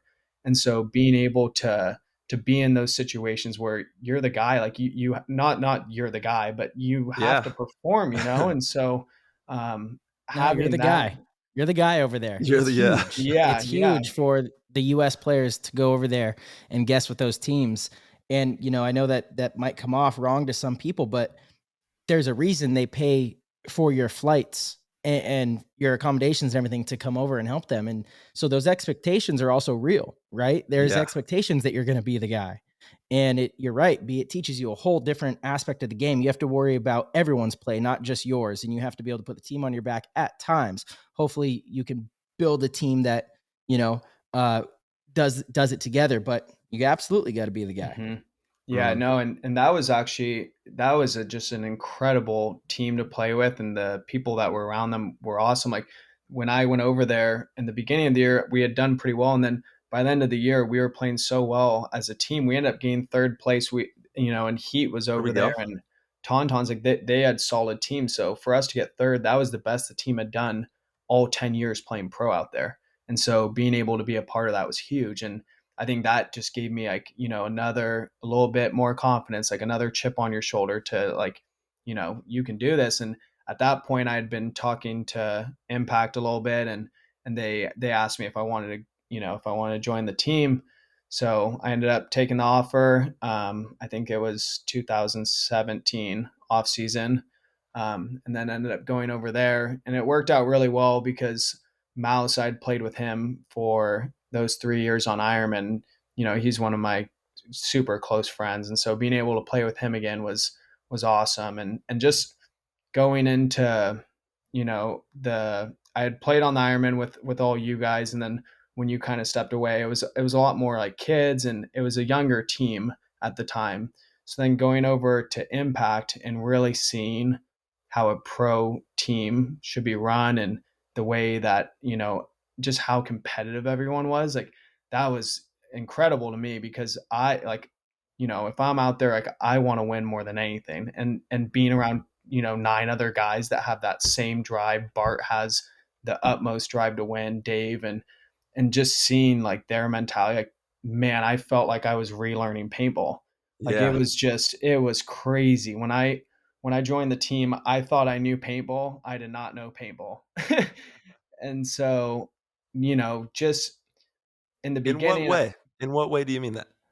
yeah, it's funny. Like, I think in the beginning, I played pretty well the first 2 or 3 events. And then it's tough because when you're playing with 9 other, like, of the just the Yeah. 9 of the best guys in the world, like, you really have to be consistent. And since I was the new guy on the team, I think I just, I would make some mistakes, like, especially when it's the way Impact plays is such a team oriented game that Hmm. if you're not doing, like, if one person drops a zone, the whole team gets punished for it.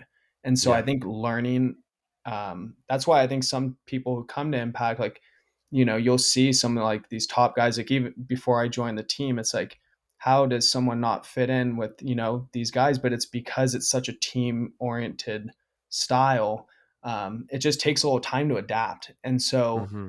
I think once I learned how the team played and how I could kind of make my impact on the team, not, trying to There we say that, go. but no, but seriously, like, how you can kind of contribute to the team, because there are so many good people. Everyone's a weapon in their own style, and really Yeah. just finding ways that, like, you can contribute, and just it's all about the team, making the team better. And so at that point, 2017, when I joined, we were on a tear that year, and they had been on a tear the year before in 2016, and that Yeah. was with Dalton and all these guys who I had never had a chance to play with. So I think each year I was very fortunate to be able to play with different pro players, like top tier guys, and take a little piece of, like, everyone I've been able to play with, like Marcelo in the past, and Bobby Avila's, and Mouse, and Mike Himmin. And, you just take a little bit from each person you're able to learn from them, and you just Hmm. add it to your, to your bank, and Hmm. those years with Dalt were great. I learned a lot from him on the Dorito side. I mean, that guy's a stud. He goes out there, Mhm. plays to win every single time. And I think, Yeah.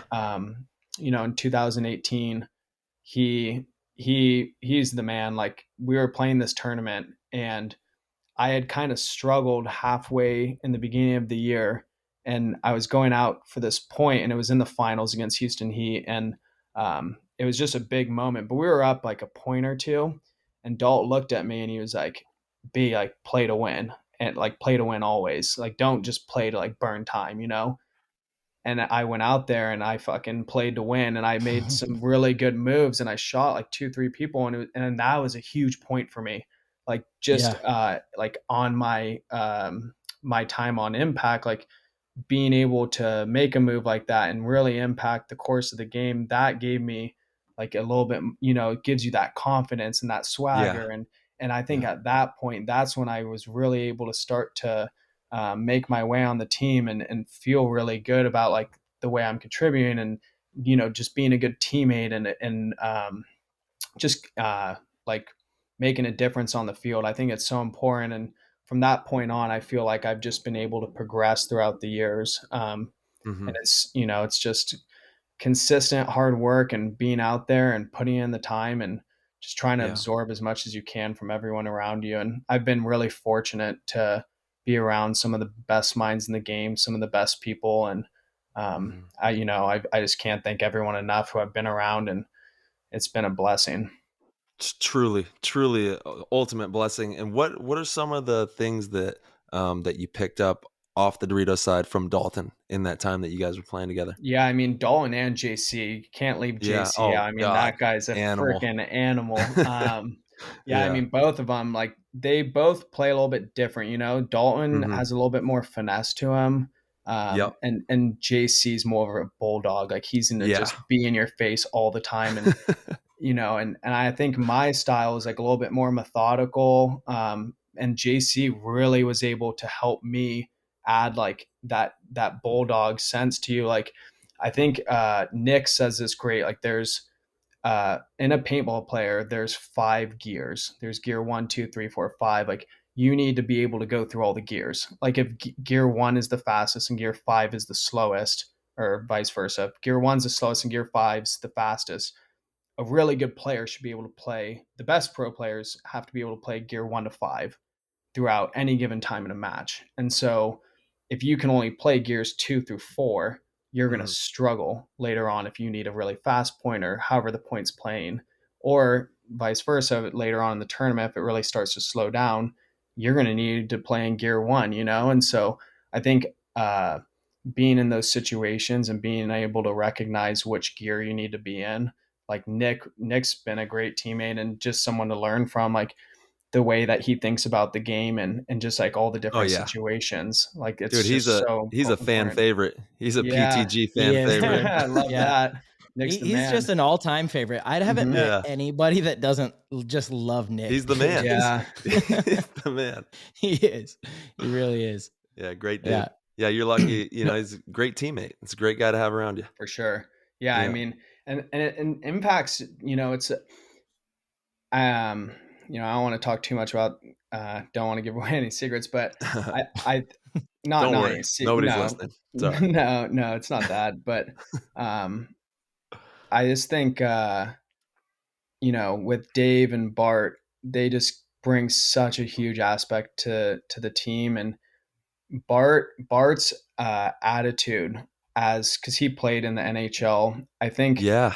I think Bart, especially because he was gone during COVID the last 2 years, like Hold on. Bart played in the NHL? mhm, Yeah. I didn't know this. yeah, Yeah, dude.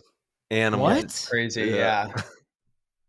Hey, it was So, so like- good to see him. I'm so it was happy that we yeah. got to see him at that World Cup, Absolutely. man. That was amazing. Yeah, and it was. I mean, having Bart back's huge.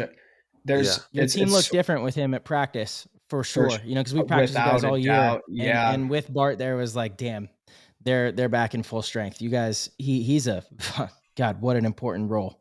Oh, Yeah. it's without a doubt. I mean, that's what's, I think that's something that's so special about Impact is, you know, you have Dave who has 25, 30 years or, you know, Yeah. however many years he has of high level paintball experience. So Mhm. Dave's going to know the X's and O's of a game better than just about anyone I've ever talked to. Like it's incredible how quickly he can break down a game and assess the, you know, any lapses in the game.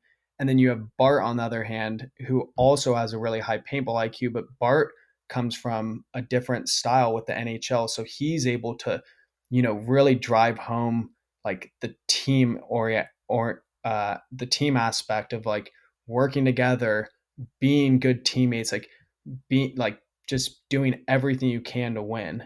And Bart just has such a great mentality when it comes to working hard, you know, in order to win, because Bart wants to win more than anyone out there. I think having him back is just a game changer for us. And I just love him. Like he's one of the greatest people I've ever met. Yeah, Bart's an amazing individual. He's always been incredibly kind. What he does for the sport, his passion for the sport, his true paintball patron. Mhm. I have no bad things to say about that guy. He's fantastic. I did not know he played in the NHL. That is so cool. Yeah, I imagine that brings such a different dynamic and perspective to, I mean, a professional sports organization, Yeah. right? Like he's been a real one. Yep. Damn, that's really cool. I would love to be able to find some like old film of him playing or something. Yeah, I mean, you guys are real ones too. We're all real ones. It's just, you know, it's not as big as the NHL, but you're still doing it. No, for sure. Yeah. Yeah. I meant it more in like the slang sense of like that's a real one. Oh, a you know? real one. Yeah, Yeah. yeah, Okay. like a He's real a real one. one. I you see know? what you're Yeah. saying. But yeah, professional paintball players, absolutely. You know, we're making the case for it now, at least. You know, in the past, I don't know how much. You know. Mhm. No, I think, yeah, I mean, nowadays, you have to be a true athlete. I mean, you can't be out there, especially like just the teams who are finishing in the top, you know, 8, 10, 12, like those teams, like if you're not consistently out there playing every weekend, like you are not going to beat a top 15, 18 pro team. Like everyone out there is so good nowadays. I feel like the league is more competitive than it's ever been. Like Mhm. it's just it's awesome to see, you know, like even Level at the last tournament they were in our bracket, they were playing really well. Like Yeah. the way that they were breaking on the field.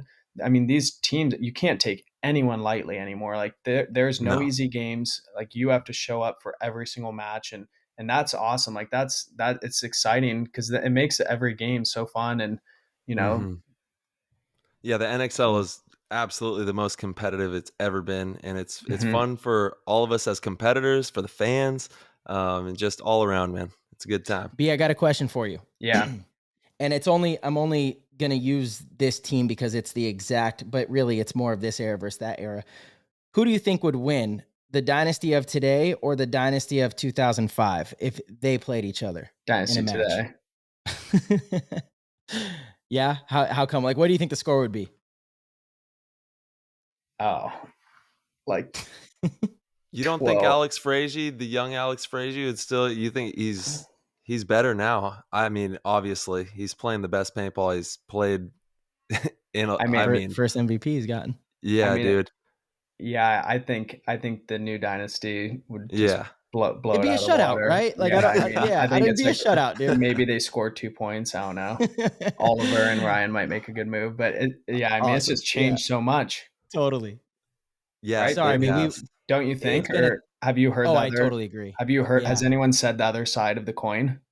Yep, our man. And I love Rich. I do. I love Rich. But we had this conversation on the show, and I don't know if he was the first one to bring it up on PTG, but it was definitely a big conversation debate that we got in on the show. And I was like, okay, Rich, no, dude, I'm so sorry, but no way. It was Rich, right, Ty? And his reasoning, yes, it was Rich, because he was saying they're just playing more paintball. Because I mean, in all reality, right? Yeah, they were playing way more paintball with the 7-man and the X ball, but it's just not the same ball game. It's not the same. Now, mind you, if we played those formats from the old, it may change it a little. But if you play, we played 7-man, no way, dude. It is so different now. If we played 7-man or X ball with like full, dude, the game is so competitive now. It's like if you took basketball players from the 50s you are and put not them wrong. up against, you are not wrong. Yeah, totally. Like, yeah. Granted, I think maybe the late 90s until now, there's not that much of a difference in basketball, but it had gotten to such an extreme point of evolution already. Paintball, it's like really on, it's exponential how it's growing. Watch the videos. Just if you want to have any, go and watch some videos from like 05, and totally. Just like the fundamentals are completely different. The way that that the pro level is approached right now in this moment is the most meticulous, highly cut, classification of pro paintball that we've seen. Which that's exactly what you want. You want everybody being sharp and meticulous and making this thing the best product that we can make it.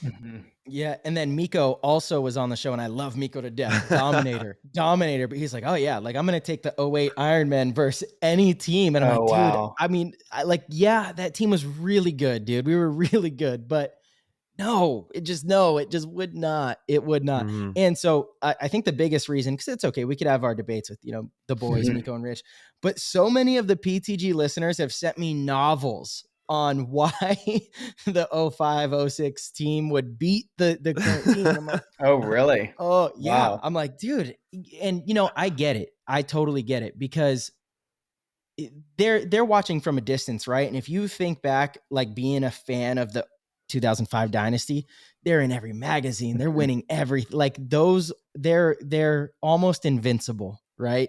They're almost invincible. They did something so special that I understand that perspective. I totally do. They're superheroes. You know what I mean? Like they're absolute superheroes. I'm never going to stop saying that the OGs would beat you. Well, I do think though, that is a great point though. Cause the 05, like if you go back and watch those games, I think Oliver, Ryan, Alex, Yosh, like those guys were playing today's paintball, obviously the people they were ahead of their time. Yes. They were way ahead of their time. No one else but they was weren't even playing close. Today's paintball. I recently fixed Ryan's big elbow sticking out from his snapshot. You know what I mean? So, they weren't playing today's paintball, but they were ahead of their time. Absolutely. Yeah. That's what I meant. But yeah, I mean, if you put them out there, I'm sure they would do pretty well still. Like I think they would beat some of the pro teams, but they would do very well. They would do very well. That's It's the interesting. I same wonder. people. I It's wonder the if I even same think people. that. I wonder if I even think that if they would beat some of today's pro teams. Yeah, I guess they would. I guess I could maybe get behind that. But I don't know. We're just talking about how all of these teams you can't take lightly, and they're giving you a game. Like Yeah. the It, game has. Tyler's right. Go put on a DVD yeah, from that time. yeah. Just put on the DVD. And You know, I mean, it's all there was speculation, but it would be fun. It would be way fun. less bunkers on the field, and people were still making the corners. Yeah, I know people running out to the corner, they're shooting 15 balls a second. It's like, how are you making this? Like people running the snake, running and shooting. Like we can't even make it to the Totally. tower. Totally. Like Yeah. There was just a 100%. little more wobble in the shot when you would run. It Yeah. wasn't as tight. Wasn't as tight. Yeah. Awesome. Thanks, B. Appreciate you you coming through Yeah. in the clutch on that one. There we go. You've been with Impact for quite some time now, huh? So from Yeah. 17 to now. Yeah, so this is going to be my 6th season coming up. Awesome, man. So Yeah. let's kind of dive into the Impact story and just walk us through, being on Impact and bringing us up into the present times from start to finish there. Yeah, so 2016 or sorry, 2016 off season I joined. 2017 was the first year I was on the team, and that went really well. The first 2 events I believe we got second the first one, and then I think we ended up winning the next one in Texas. But those periods it was huge to be on the team because you go from like when I was on the Ironmen previously, I felt like it was tough for us to make Sunday. Like realistically, it was like you just fighting to make Sunday, and then you're on a team that's fighting to win the tournament. Like it was just a completely different mentality. And obviously, you have to Mm. fight still to make Sunday. I'm not saying that you don't, but it's different mindset. And so 2017 was a great year for us. We ended up winning the series. And throughout then, I think there's just like so many learning lessons to take from, putting in not just the work, but like being around the guys. Like we were traveling so much that year together. We were doing US and Europe. And so we would leave and we would be gone for 20, 30-day periods, and just playing paintball all throughout the year. And at that time I was still in college, and so it was pretty busy back then. And that was a phenomenal year for us. And then going into Can I 2018. stop you Yep. real quick? Just that Mhm. experience of winning, like you won a tournament, you won the series on your first year with the team. I mean, yeah. That's crazy. I mean, it's funny because that your whole life, or at least for me, since I started playing paintball, I always wanted to win a pro paintball tournament. Like that was just something I've always looked for in my life. And when the moment finally hit, like it was sweet, but I was like, I wanted to play, I More. wanted more. It's like it's addicting. And so we go on and we just had a hell of a year. And I think for me, I was still really young and just trying to absorb as much as I could when I was on the team, being around the guys, like especially at that time, playing with Rainey and all these guys, Keith Brown. And I was able to learn a lot from those guys and really kind of cut my teeth with some of the best pro paintball players in the world. And so Hmm. after that year and that second year, really starting to fine tune who I feel like I can be as a paintball player. And then this last year we had I think it was 2019. We kind of struggled that year. We just things weren't clicking for us as a team. Like throughout the consistency, like I felt like we won one tournament in the beginning of the year, and then we dropped to ninth at one point in the year, and then we were back up in fourth, and then we were 12th. Kind of just like bouncing all over. And so, after that year, like we really dialed it in.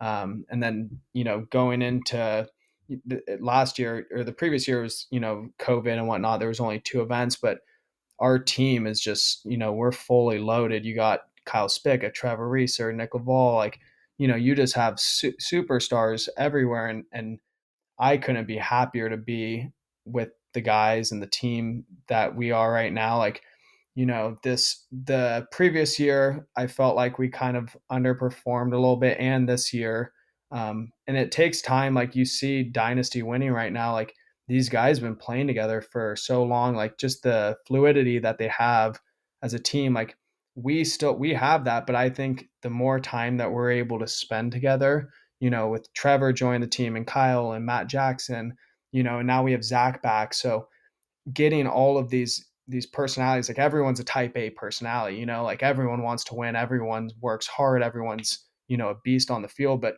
being around each other a lot more, I think it's just only going to make us better. And the more we play together, and this year, I thought we had a pretty good year, to start off. We had the first place, and then we had the second place. That was just a close one to you guys, Tyler. Yeah.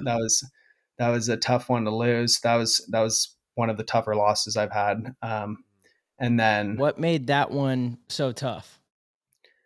that was a tough. I just felt like, I you we lost by, throughout the match. It kind of came down to 1 or 2 points, and Yeah. I felt like I was playing some of my best paintball in that match, and You it played really good that event, the whole and it event. was tough because you get a couple bounce. Like there was a few moves that, like, you bounce someone here or there, or whatever, it goes both ways, but you hit a couple shots and it doesn't go your way. It's like, it's just tough. And then you guys played lights out. Like, hats off to you guys. You joined the team, like you were Yeah. huge on that team. So, and that event, like you had a hell of an event, so you guys Thanks, definitely brother. deserve to win. But being that close and playing, I felt like we knew the field well enough to win, and we just didn't quite put it together. That was a tough one, and at that point we had already been working really hard throughout the year, but going in that next event, we're like, we're not going to let anything, like, you can't look back after a turn and be like, oh, I wish I played more at practice, or I wish I did this, and going into cup, like we beat it up, like I've never known a field better in my entire life. Like I knew that field like the back of my hand. We played so much on it, through Friday, Saturday, Sunday, Monday, like just playing a ton of paintball. And going in that event, I felt like everyone was like knew the field well. Like I felt like we knew the style of play that needed to be, like the key bunkers that we needed to get to, how the match would unfold, the positioning that we needed to be in. And I just don't think that I think that we played super well on Friday and Saturday. Like there was really no lapses throughout the matches. And it's funny because, you know, I feel like it can almost be a bad thing when you don't get tested as much in the prelims. I think we Hmm. only lost, 3 points, 4 points throughout the prelims. We won like 23 points and lost two or three. And, Yeah. it's tough because you then go in, and Damage is a hell of a team. Like they're a great team, but I felt like we were still playing the way that the field needed to be played. And then going into that next day against X Factor, it was just like one of those matches that after the game ended, you're sitting there and it's like, what happened? Like I felt Yeah. like we knew the field so well. We had put in the work to get there, and then we just didn't execute at like as a team in the crucial moments. And it's tough. You go back and you look at the footage and it's like there's just some things there, and it's like, man, we weren't doing that previously. It's just tough to have a loss like that when I felt like we were in a position that we could have been. We could have been on that last stage. And Tyler, you're in the same boat. Like you Yeah, guys man. were having a hell of a tournament. And Marcel, you guys won the tournament, so hats off to you guys. But I definitely felt that we as a team knew that field well enough, and we were playing well enough up until that match that we could have won. And that was a really tough one to swallow. In the beginning of the podcast, I think I was saying that, that's why paintball is the ultimate like, it just humbles Yeah. you. Whether, even if you think that you are at a point where you're like, all right, we're going to win this tournament, like, you put in all the work and you're doing all the right things, you lose discipline at one moment in a tournament or That's it. one match. That's it. Yep. And that's what it is. The real tournament starts on Sunday, and we Totally. lost our first match, and we just we weren't disciplined enough in the key moments when it really mattered. And at the end of the day, sweet, you can win prelims all you want, but Sunday is when it matters. And so it was extremely frustrating. I know not one person on our team is, no one's content with anything other than a win. And I think it sucks and it's a tough pill to swallow, but that kind of stuff only makes you better. And I think it's going to really drive us into this next year. Yeah. Part of me is upset you guys didn't win the event. Why is that? This is funny because the first weekend, so as soon as the layout dropped, I was out there, helped set up the field. I was at the field Thursday, Friday, Saturday, Sunday. I had my ideas of how I thought it should play.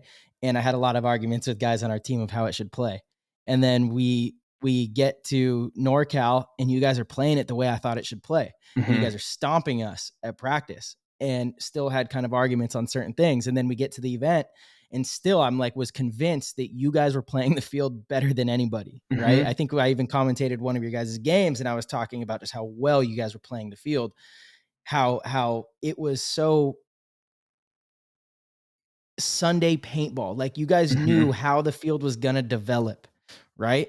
But what's kind of crazy is I have to fall a little bit on my sword is it didn't actually play like that. And it's weird. I've noticed that the last couple seasons, there's times where like, you're not going to be able to make it to this spot, period. Sunday paintball, you're not going to be able to make it to this spot. And like you said, whether it's a couple bounces or whatever it is, all the teams are making it, and they do get through. And you, it's kind of interesting how that's kind of shifted my thinking. But yeah, part of me, I was like, oh, well, I guess I was a little bit wrong on some of the ways. But What are you you guys were talking playing about it. there? Like you're talking about like how far you can make it on the snake side? Yeah, you guys going short. I was pretty convinced that that's how the field was going to play. You were going to have to go to that tall cake, and that was going to have to be your widest guy. I was convinced. That lane was huge. In drills, it was huge. Like, it was just such a tough thing to do, and especially, like, you guys having A-Rod to play those cans to get those shots. I was like, no one's going to make it He's wide got one against of the the top best shots. teams. Yeah. Totally. And it's funny because on Thursday, I'm watching the Russians and Malloy was going to the center wedge and he was shooting the Dorito side tower. Right. And so that was another thing. I was like, people aren't even going to be able to make this tower. Like, you're going to have to get jiggy to get into this. Right. And sure enough, Malloy's just dicing people up going there. He was sharp and crispy. And I was like, yeah, I told you guys, and again, you guys were playing again the way that I thought the field was going to play. And some of the old heads on our team thought differently and shit. I mean, they were right. They ended up being right for whatever reason, but it's interesting and it's helped me when I coach as well. When I coach divisional teams to realize that you have to be really flexible and able to move things around. Right. And even if a field is incredibly conservative to the eye, you kind of have to be willing to roll the dice because you still have to put the ball in the other team's court to actually shoot you. That's right. Test those guns. See, I feel like shooting off the break is definitely one of my strengths. And there's times where I'm just not hitting it, right? No matter how much I've done the drills, no matter how much work I've put in, for some reason in that match, it's just not working. So if a team doesn't ever test that, then you don't know, right? And, major props to like Alex and Ryan and Yosh. They definitely have had more of a kind of fuck it attitude and let's, try to win the game. Like what Dalton said to you, try to win the game, and that will bite you in the butt at one event. There's going to be a time where it doesn't work. There's going to be multiple times where it doesn't work. But yeah, this event, I remember being up in the booth. I'm like, yeah, Impact's playing it excellent. Of course, I thought it was perfect because it was how I thought the field should have been played. So yeah, if you guys would have won, I would have won the argument with my guys, and that would have been pretty awesome. Yeah, I mean, you willing to trade that? Hell no. Yeah, it's tough because I felt like we were running too, but it was one of those things where like one, just the tournament in general, you had to run because if you just played the pocket, then those middle guys could basically you could shoot wherever you wanted. But if you're not running, they're going to key up on your dead zone guy. They're going to key up on your guy going up to that wing. You're not going to have much creativity. So you had to run to draw those guns, but then you still need to have that second body filter up with that next person. Like the way the field, if you like, you guys are definitely aware of this, but like anyone who's watching the webcast, like oftentimes teams would either win on the back line together or they'd win at the 40 or 50 together. Like very rarely did you see people spread out where it's like one guy, farther up on the 50, another guy in the back center, another guy in the 50 snake. Like that almost never happened just because of, like Tyler was saying in the beginning of the podcast, the field splits. And so if you're not together, the communication is not going to be there. And there's no way if you're not communicating that you're going to win a tournament, at least in my opinion. I think your opinion is absolutely correct. Yeah. But there's no other way. I mean, and that's just paintball. I mean, the league's so competitive, and you guys played lights out, Marcel. There's something about you guys in the finals that you guys just don't lose. Like the last two events, like you guys turned it on, and is cool to see you guys play that well. I mean, hats off to you guys, and I mean, obviously, me and Tyler definitely both wanted to win that one, and we'll be beating you guys down next year. I love that we get to battle it out again next year. First event, we get to, have these conversations and talk smack. And hey, look, it's been a little while. You've been on, everyone here has been on top in different points. The second that we lost Tyler, he wins the next damn event. We had a Monday morning, had to have a show. And I'm like, sitting here with him and Ryan Smith. I'm like, damn it, dude. Yeah. Man, Tyler, you've had a hell of a year. Sorry to cut you off, Marcelo. Yeah, no. Tyler, thanks, I mean, bro. Dude, you're out there just stunned, like straight I'm up. having fun.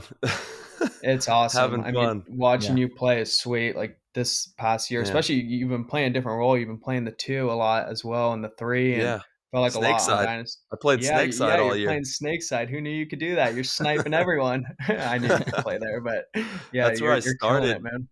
I mean, because I've been playing pro I'm coming up on 20 years pro here, and the first 7 years, 8 years, I played snake side, so I really understand the snake well and how to apply that pressure.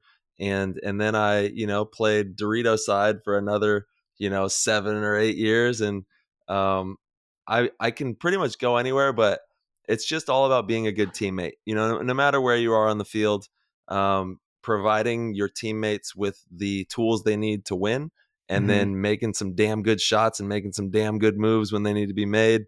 And, just playing that game the way it's supposed to be played. It's a game, and we have to make sure that, we approach it with, like we talked about, like being fluid and being malleable and everybody being able to play different styles.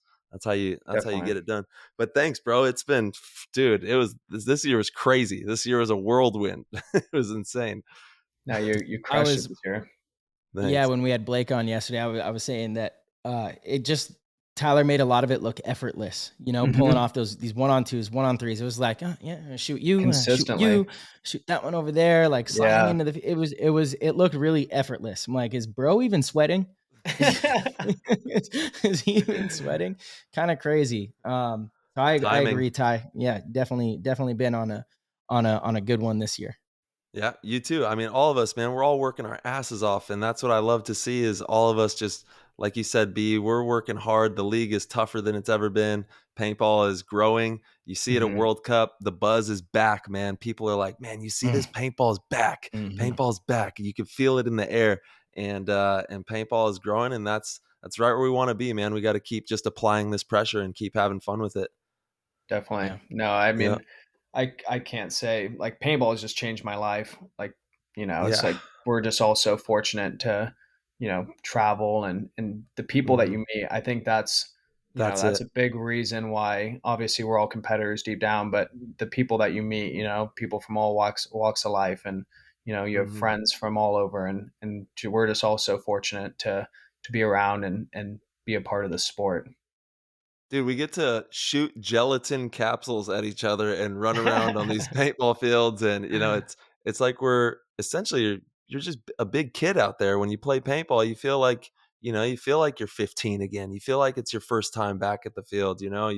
It's a timeless thing that it is a time machine. Essentially, we're able to mess with a time machine that allows us to stay young a little bit in this wild world we live in that tries to steal your childhood every which way you look, we're able to kind of hold on to that through paintball, which is, thank God. Thank you.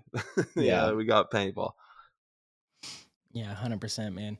So what are your plans this offseason, B? What's on the agenda after Um, World Cup?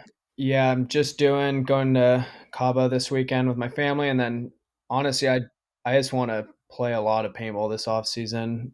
Like Yeah.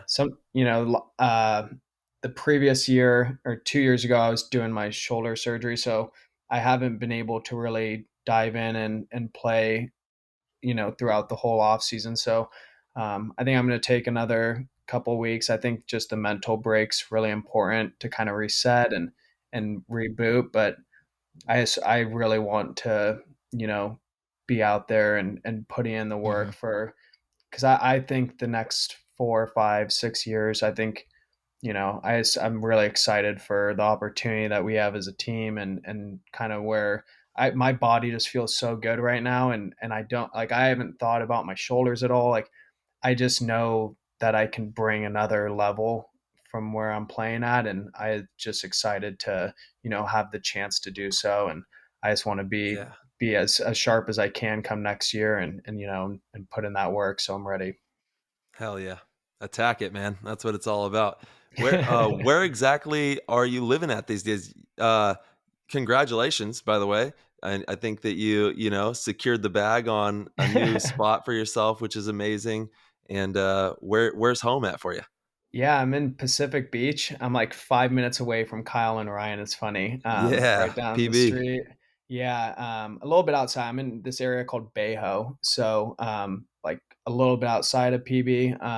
But I grew up in San Diego and Encinitas, so it was kind of nice to actually move down here. I live here with my girlfriend Kylie, and it's been awesome just switching up from Encinitas. And I lived in LA previously in Santa Monica, so it's nice to be down here, and it's a different area from where I grew up. So it's still finding out, different places to go and whatnot, but close Yeah, enough to home and a bunch of friends and good support system down here. So couldn't be happier.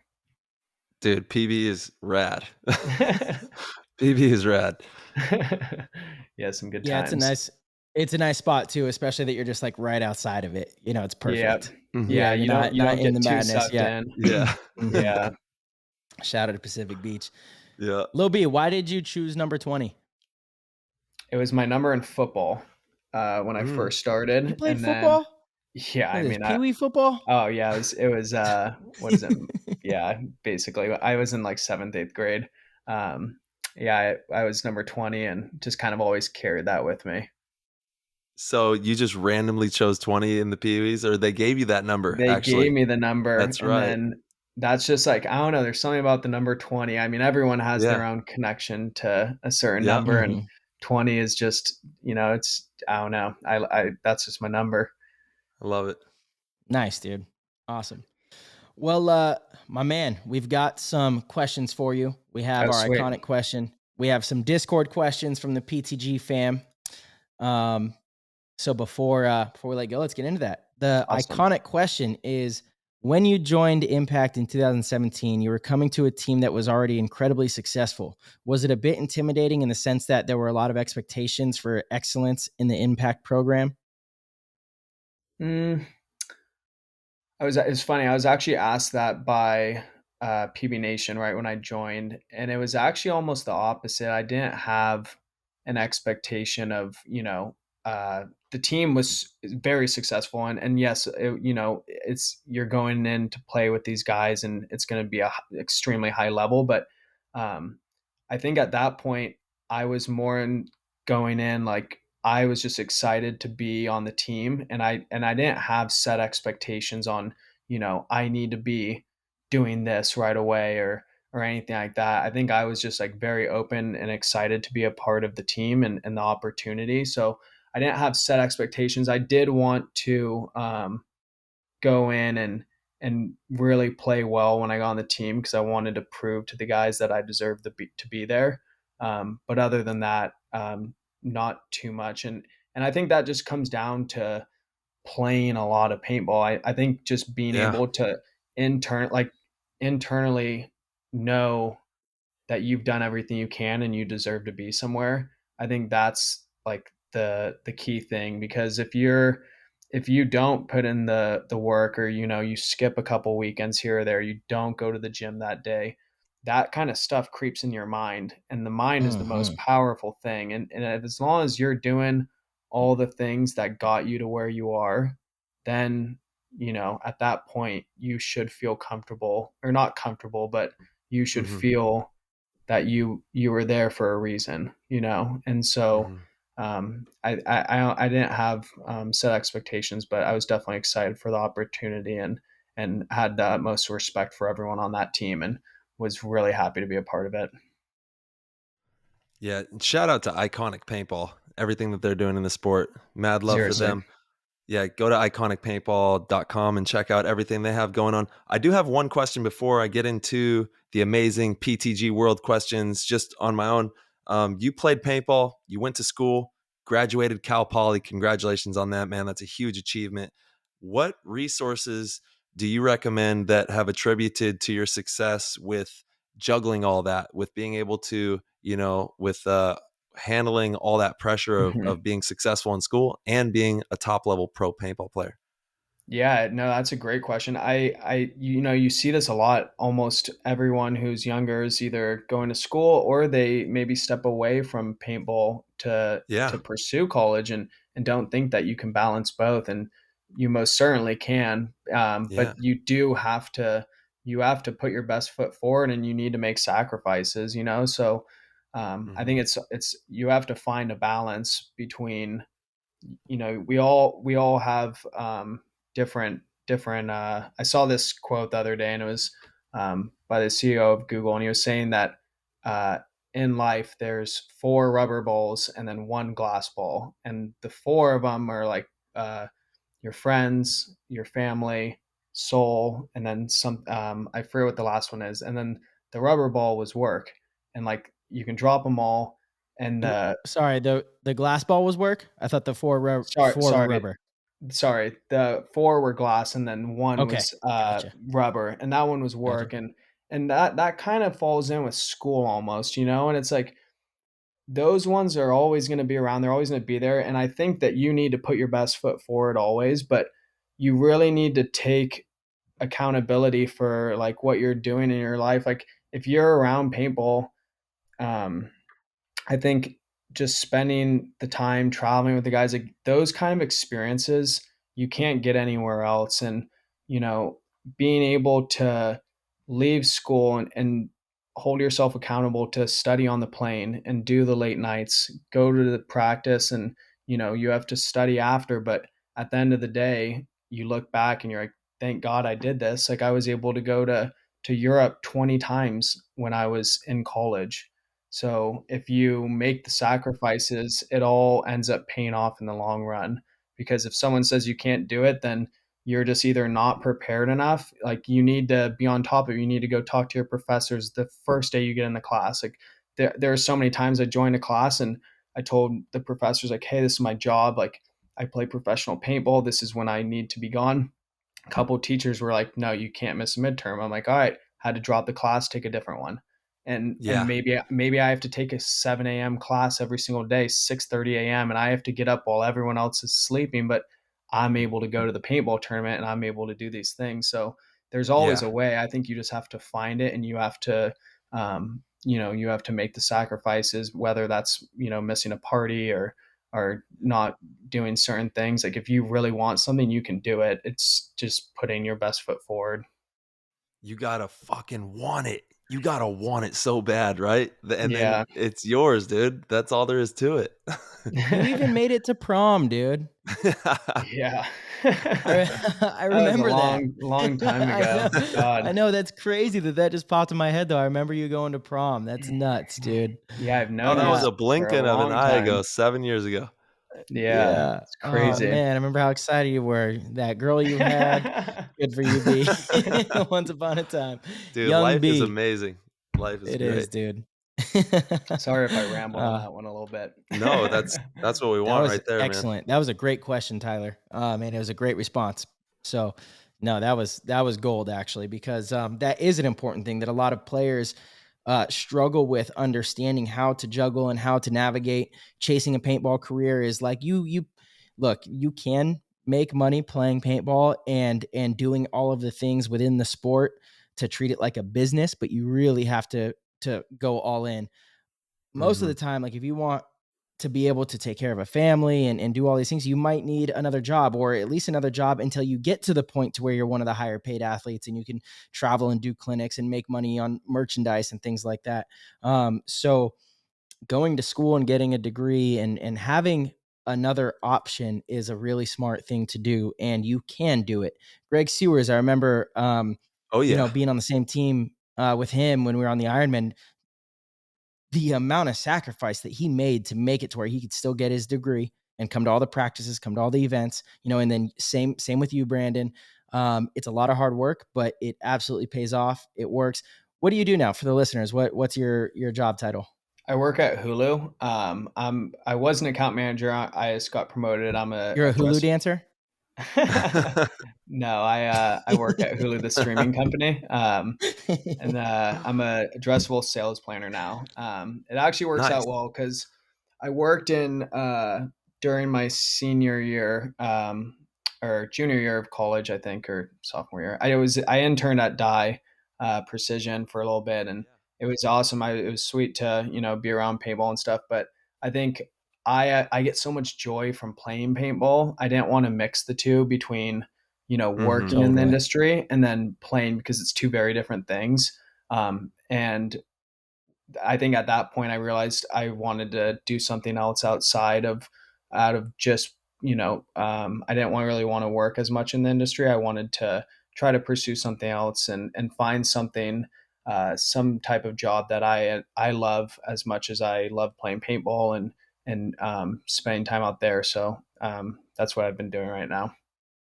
That's awesome. So you hand out the spoons to everybody that turns their brains to mush, and then you just scoop their brains out.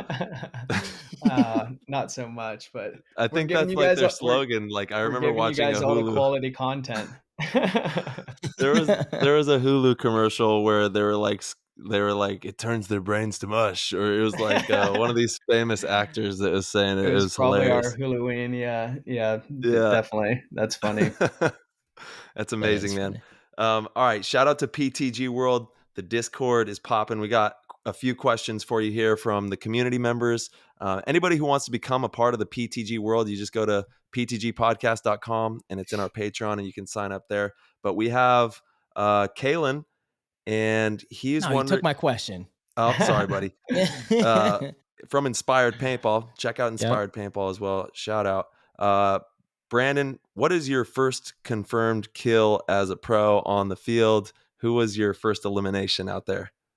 Do you remember Oh that? man, that's a great question. Um, Or even the team that you played, like the first team, or any memory of that I stuff? want to say it was against the Russian Legion. Mm, Um, and the first person I shot, hmm I think I was just someone cross field on the Dorito side because I was playing the snake back then. Yeah, And I want to say it was, I don't remember. That was like when the Russians all changed their roster. Oh, yeah, actually, yeah. If you don't know, that's yeah, I okay. can't That's remember. cool It that might have, you got a it crossfield honestly, shot. Yeah. it might have been Smotrov in the snake, actually, now that I think about it, because I ended up bunkering someone heads up. And hmm I think this is also, it might have been his first year pro too. hmm But I can't fully remember. It was definitely against the Russians, though. That's awesome. That's a great Yeah, man. question. I think Do you, Smotrov's first year was 2015, but I could definitely be wrong. okay, hmm yeah, maybe it I could wasn't be wrong. Smotrov. I can't remember Maybe exactly. Jason Wheeler, like he was playing the snake. Yeah, Axel was playing the it could snake for have them been. back It could back have then. been. Yeah, I think you're right, Marcelo. That was when the Frenchmen were on the team. So yeah, I hmm can't remember. Hmm. Do you guys remember who the first person you shot was?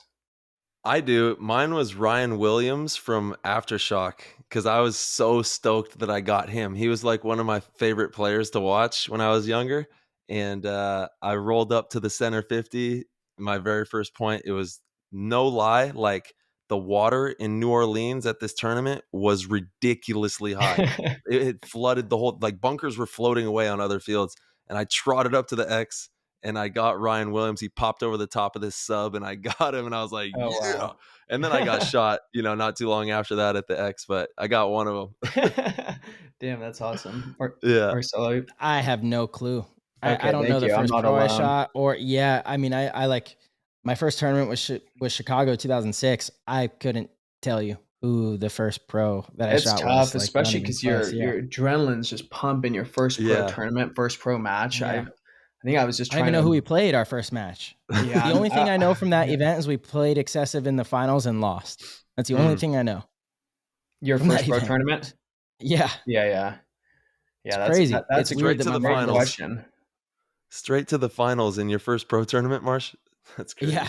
That's I wasn't wild. playing too much, we had like a 15-man roster and, I Yeah. played some points, but Still, yeah, that's just awesome. still, yeah. Mhm. Also, he was wondering paintball players and teams that inspired you before becoming pro. We kind of went over that a little bit, but I'm not sure if there's any other paintball players or teams that inspired you when you were coming up. Yeah, definitely Dynasty. Growing up, I think everyone will say that. Yeah. We've watched every single video when we were growing up, just them playing Infamous quite a bit. Rusty helped us out at the field quite a bit, and Glenn Yeah. Takamoto, he was Taco. it's actually funny. I had never been to a pro clinic growing up, except for Glenn. He did one at Camp Pendleton, and man, Glenn's a great person to learn from. And that actually is, going to pro clinics. It's a great way to learn. Yeah. I think it's almost underutilized, the Mhm. knowledge that people can get. It's funny because you almost spend so much time throughout a year and whatnot. And, it's expensive to bring a pro player, but having that person there for 1 day or 2 days, Yeah. you almost learn more in that time frame than you will throughout the whole year or 6 month period. Like, it's just going to put you on a fast track. I know I kind of went off here a little bit, but man, No. No, for sure. that's a great way for anyone listening to really build your skill set and learn from different types of guys and have different pro players come out. You can pick their brain and everyone's got something to Mhm. share. It's going to expedite the process for you without a doubt. Oh my God, yeah. And we're actually BKI. Me and Marsh are going to be hanging out to Capitol Edge in Oh, February, nice. doing Hell something in yeah. NorCal. So if you're in NorCal, Shout out to the combine. There we yep. Shout out to go. the Oh, is that combine. where We're it doing, is? Yeah. Yep. The yeah. combines in NorCal this year? Mhm. Yes. Oh, wow. Awesome. Yeah, we're Yeah. trying to do some regional events, right? Typically it's in Florida, so it's nice to have something on the West Coast. There's a lot of talent out here. So if you think you have what it takes, come and showcase your skills. There's been a lot of players that have come to the combine, come to the different BKI camps and events we have, and they're doing pretty well right now. A few of them have had their shot at the pro division. Some of them are working their way up the ranks and definitely on the radar of a lot of the top players from top teams. So yeah, definitely don't miss the opportunity. If you haven't been to one yet, you're on the West Coast, we're coming to your backyard, and yeah, we're Yeah. excited to see who comes Nice. and shows out. Yeah. That's It's going to be awesome. good. Totally. Yeah, you're right. And call Brandon too. Be like, yo, Brandon, we need a clinic. You know what I mean? Let's get this ball rolling because it really is going to help your team and you out as a player tremendously. Yeah, definitely. And if you're out at Camp Pendleton or if you see me out there practicing, I'm Yeah. always open to share tips, and you can always come on and hop on and drill with me for anyone listening, and always There we open go. to sharing and growing everyone as a player. And Dude. that's what happened to me when I came up. People would take the Yeah. time, and if you ever see me at a field, please come up, please ask any tips or anything. And Yeah. if you ever want to jump on, I'm always open for anyone to play. You're somebody people wanted to help though. There's players that they approach you with this arrogance, or you try to give them tips and they have this excuse. No, but it's because of this, it's because of that. It was your mindset and the way you approached the game that made everyone want to help you. I know that's how I felt. Like I It's would because love he's to spend humble. time. He's a nice 100%. person. He's a nice person. 100%. Yeah. 100%. I appreciate He's that. not always nice. He's got a mean side. He's been, Oh, I know. yeah, I see him at the yeah, tournaments. yeah. He turns that mean side He all turns the into way up. Big Red. Yeah. But that's it, man. And dude, God bless you for even putting that in the airwaves, that kind of energy out there to the people. That is something that we all as pros and paintball players need to be doing. taking that time to break down situations. If you see something, take them to the side, be like, hey man, if you do this a little different, I think that this will work out for you. Those types of things are life changing, and they perpetuate our sport in the direction that we need it to go. So it's up to all of us to take that responsibility and do exactly what Brandon is talking about here, which is absolutely amazing, man. I love that. Totally. Yeah. All right. So from our man Rounder, aka Jordan, on the Impact team, who do you have more one-on-one wins over? I think it's everybody. B's the one-on-one dominator. I do have a pretty high win percentage with one-on-ones. We don't play too many. Is he asking like people who I've played against in one-on-ones? On Impact. Yeah.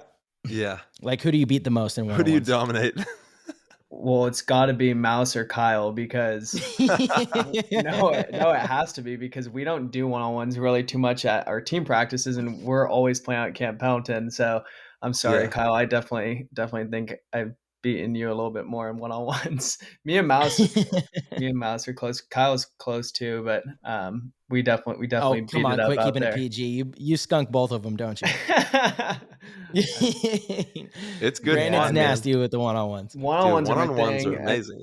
I love one-on-ones. I think it's especially in tournaments. It's one-on-ones are great because that's when you can really see how well someone knows the game and how they can control the situation. Because a lot of times you'll see someone play a one-on-one and not lean to their strengths, whether you're at points, time on the clock, like all those things come into account. And so that's when you can really know someone's paintball IQ in those moments. And I really enjoy the one-on-ones. I think it's a great aspect of our game. Yeah. Yeah, it's fun. And you're right, man. You got to play all those situations. There's a lot going on in those, those moments for sure. Love that. We have, let's see, Abstract PB. Have you ever played mechanical paintball when you started playing or straight into electric markers? Yeah, I started in the woods. Did that for about a year. My first gun was a Spider Extra, and then ended up getting a Proto Rail back in the day. The Proto Rail. I've played in the woods for quite a while. I even stayed in beginner. I think I was scared to move up to advanced when I was younger. So it takes some time to move up to the speedball side, and it can be a little bit intimidating at first. So you can build your skills there, and then usually it helps when you find a couple other people who are kind of the same skill set or age as you, and makes it a little bit better moving over, and you guys can kind of all go through it together. Yeah. It's so much fun, man, running around out there in the thicket, Yeah, you're good in the woods too, Tyler. Oh, dude, I love playing like scenarios or like woods ball, that kind of Woods stuff. balls, I love that. Yeah, the UWLs, those were so fun. Oh man, those were insane. That's so some of the fun. funnest paintball I've ever played, undoubtedly. Without a doubt. Dude, it's like Call of Duty domination in life, real life Call of Duty domination. It was like so much fun. Yeah. Shout out to Woods Tom ball Cole is fantastic, for making that come to life. All right. From Al Dudley, do you have someone who inspired you to play paintball? If so, who is it? If you had to choose one person. Inspired me. I'll tweak it a little bit and say I wouldn't be where I am today without my mom helping me, and then my dad helped me get into paintball initially. So I think that combination is incredible. Like my mom, when I was growing up, she was teaching at the time, and she would be grading papers and sitting at Camp Pendleton every single weekend because there was no other way I could get to the field. And so she would be out there all weekend with me. And your mom's amazing, dude. Yeah, I mean, I'm just, my mom is like my role model, and I wouldn't be where I am here today without her. So that's definitely the answer. Yeah. Awesome, dude. Hats off to her. Hell yeah. That's amazing. All right, we got Shadow. If you found a genie, what would your 3 wishes be? Oh man. Good one, Shadow. Dude, he's always got great questions. we have the best community in the world. Let me just say that. Like everyone that's a part of the Discord, we love you so much. It is That is a good brought question. so much fun to Marcelo and my life. 100%. I think Yeah. I'm gonna have to say probably like unlimited money, so then I wouldn't have to work. I can kind of do whatever I want. Don't have to worry about that. I could give to charity and play Yeah. paintball and just travel. Mm-hmm. Secondly, I mean, that's a tough one. It is. It is a tough question. Probably something not Bigger for shoes. myself. It would be for, the community, probably, like, I don't Yeah. know. I don't know. And world hunger or something, Yeah, you know? But something you like can do that. that. Hold on. You can do that with unlimited The money. money, yeah, that's true. That is You can do true. that. These are his wishes. He's got Yeah. 2 more. Well, you're going to waste one on it's the same thing. Yeah. Yeah, you got 2 more. Yeah. Probably travel space. That would be sweet. And then Travel space? just like to yeah. Mars, or even Could also do that with unlimited money. Yeah, but maybe You answered it. You only need one. You only need depends. one. That's the real kicker. And then I'll ask for my last wish will be more wishes. So then I can keep There you going. go.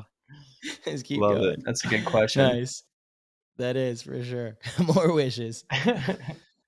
Yeah, that's a tough one, huh? That's a tough It one. is. Okay, so I only have one more question. I see, Tyler, you dodged this one. This is from the Discord. Don't get mad at me, B. I don't even know if I totally agree with it, but it is a good question from the Dorfster. I'm curious to hear what you have to say in regards to the offseason plans for Impact after arguably their most disappointing season in years. What would you attribute the Sunday slip-ups that they seem to keep having to? Yeah, I think that's a great question. And I think when I was talking towards, it's tough because when we were talking about the overall time frame that I've been on Impact, it's hard to dig into each tournament and each year in specifics. But for this year, his question was, the slip ups that we had.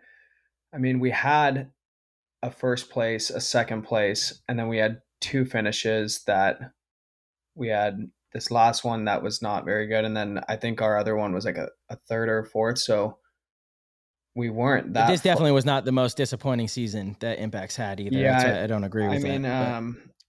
I would agree in the sense that I think that, maybe 2 of those events we could have won. And I definitely don't think that anyone takes that lightly. I don't think anyone is content with losing. I mean, that's certainly not the attitude on our team. The Sunday slip up, I mean, it's just one of those matches where we just we just didn't we weren't as disciplined on Sunday, and it's like those just that 1 or 2 small moves, like not making a move, like that almost hinders you more. And it's funny how just certain things like that really make a big impact, because not making a certain move or not filling a spot then leaves someone else on an island, or the communication doesn't flow properly, like that kind of stuff all cascades. And I think that this was our first year as a team together. And I don't think anyone ended this year very happy about how we performed. We were in first place for the series, and then we lost it by not placing a little bit higher at Cup. We had been leading it throughout the year by quite a bit, and we kind of put ourselves in a hole the last 2 events. So I know that nobody takes that lightly. I think everyone has the utmost respect for what this team stands for, and the people who have come before us and played, and where we're at. But we do have a different group of guys right now. Matt Jackson came on the team. We have Zach coming back. We didn't have Bart. Bart just came back for the last tournament. So there are still moving pieces. A-Rod got on the team this year. So it takes some time for everyone to gel, like I said this in the beginning when I was talking about joining Impact. You have to find what your role is on the team. And, everyone on the team's a great paintball player, but you have to be a great paintball player together. And that takes time, and you have to play a ton of paintball together. And by no means are we satisfied with the year. But yeah, I mean, we just have to continue to work. I don't know about off-season changes. I don't have like any comment there, but I will say without a doubt that nobody on our team's satisfied with, a second or third place finish, and nobody ever goes in with anything other than going out there to win the tournament. And that's what this team is here to do. And if that isn't the results that we're getting, there will be changes. But as of right now, I think that, just gelling and working together and, just playing a lot of paintball together, that's going to be the ticket for us to really drive home some steady wins next year, hopefully. Of course, absolutely. Yeah, and we were talking about this. It's 5-on-5. It's 5-on-5 paintball, and your five have got to be all better than their five. If you Mhm. only have 3 or 4 and their 5 are hitting, you're probably going to lose that. So it's a really hard thing to bring, and it takes time, like you said, all 5 individuals cohesively together in sync, fully aware of what's going on and playing the top level that they possibly can play. And then that's when it all starts to happen. Yep. Yeah, it just starts clicking it. And I think it just comes down and it's never, it's not like it's never one player or one thing. Everyone has mistakes. Everyone, we I think it's also minimizing that Yeah. exactly is, when you finish up a match and you're like, well, I had this one fuck up. And then the guy next to you is like, I had this one. And someone else, I Yeah. had this one. You can't have all those. You can have one or two across Mhm. the whole team. But that's when, when everyone has one, it's like, Mhm. and that's when your Sunday gets cut short. And it just comes down to the mental discipline to Mm. play the style of play that you're going out there to do. Because I think one thing too about Impact that's a little bit unique in comparison to other teams is if you're playing outside of the system and you're playing at a different speed or pace, if you're not Yeah. playing uh, a certain style, it really it shows, and I just think it's just such a team oriented style. It's so important. And I just, we just lacked a little bit of discipline at this last tournament, and it really showed when we played a damn good X Factor team, and that's the results you get. So we just got to be better, plain and simple. Straight up. That's it. That's the cornerstone right there. And I Hmm. mean, shit, X Factor beat us too. So we got to be better too. It's like, and it's taking accountability and then applying it and Yep. making sure it happens. All right. I got CM Harry. He's wondering your favorite style marker, spool or pop it. I'm not sure if you've shot either of those or both rather. But is there a pro that you also have wanted to play alongside and have on the team, that you've never been able to play alongside? That's a good question. My favorite marker style would be a spool. I really like the Geos, Hmm. or the CS2s. Oh yeah. Probably yeah, I mean, the just the guns right now, they're definitely the best guns that I've used. But Hmm. they're all good. I know you use the Yeah. Lux and you really like it, and Hmm. March used the Force. All the Hmm. paintball guns are good, but I really like the spool. I think it's a softer shot, or Hmm. maybe a little bit firmer shot for me. If you're shooting like an open spool gun, it just seems to have too much drop off for me. Hmm. I don't feel like I have as good of a snapshot or control um, on when Hmm. I'm gunfighting or laning. And then someone who I'd like to play with, I would say probably either Fedorov or you, Tyler, because we've played a couple Yeah. of those weekends out at Sacramento, and I feel Yeah. like me and you play well together. I enjoy playing Hell playing yeah. around you. Let's So go. either you or Fedorov. I think Dude, they Chad don't want to George see would be us sweet. running down the field. Yeah. Boy, that'd be fun, man. uh, That's awesome. And also he was wondering favorite pro win. favorite pro win. Ooh, that's a good one. Um. Marsha's looking at you. Oh, I think I know. yeah. Were you thinking I was gonna say Prague? Yeah. Yeah, that was a really big one for me because I had this like freak injury where we were in Barcelona for a paintball tournament, and then we were flying home. I don't know what happened, if I like dove weird or something, but I ended up rupturing my spleen, and I didn't know, and I almost died. Like it was What? literally, I swear to God, it was crazy. Like me and Todd were like on the flight together. Todd Martinez were, Oh just my chatting about gosh. paintball the whole time, and I ended up getting home. I was like, I didn't realize how sick I was, and it was just like a freak thing. Like I have no idea how it happened, but you know, Oh it man. I was like out of commission for quite some time, and I missed 2 or 3 events because of it. And I think coming back, playing in Prague, I hadn't even played for 5 6 months, and there was something about that weekend that just felt like really special. And I think just not, when, especially when you're playing a lot and you're I think it just gave me a sense of appreciation for life, and the things that we do, and Wow. it just felt like it was really weird.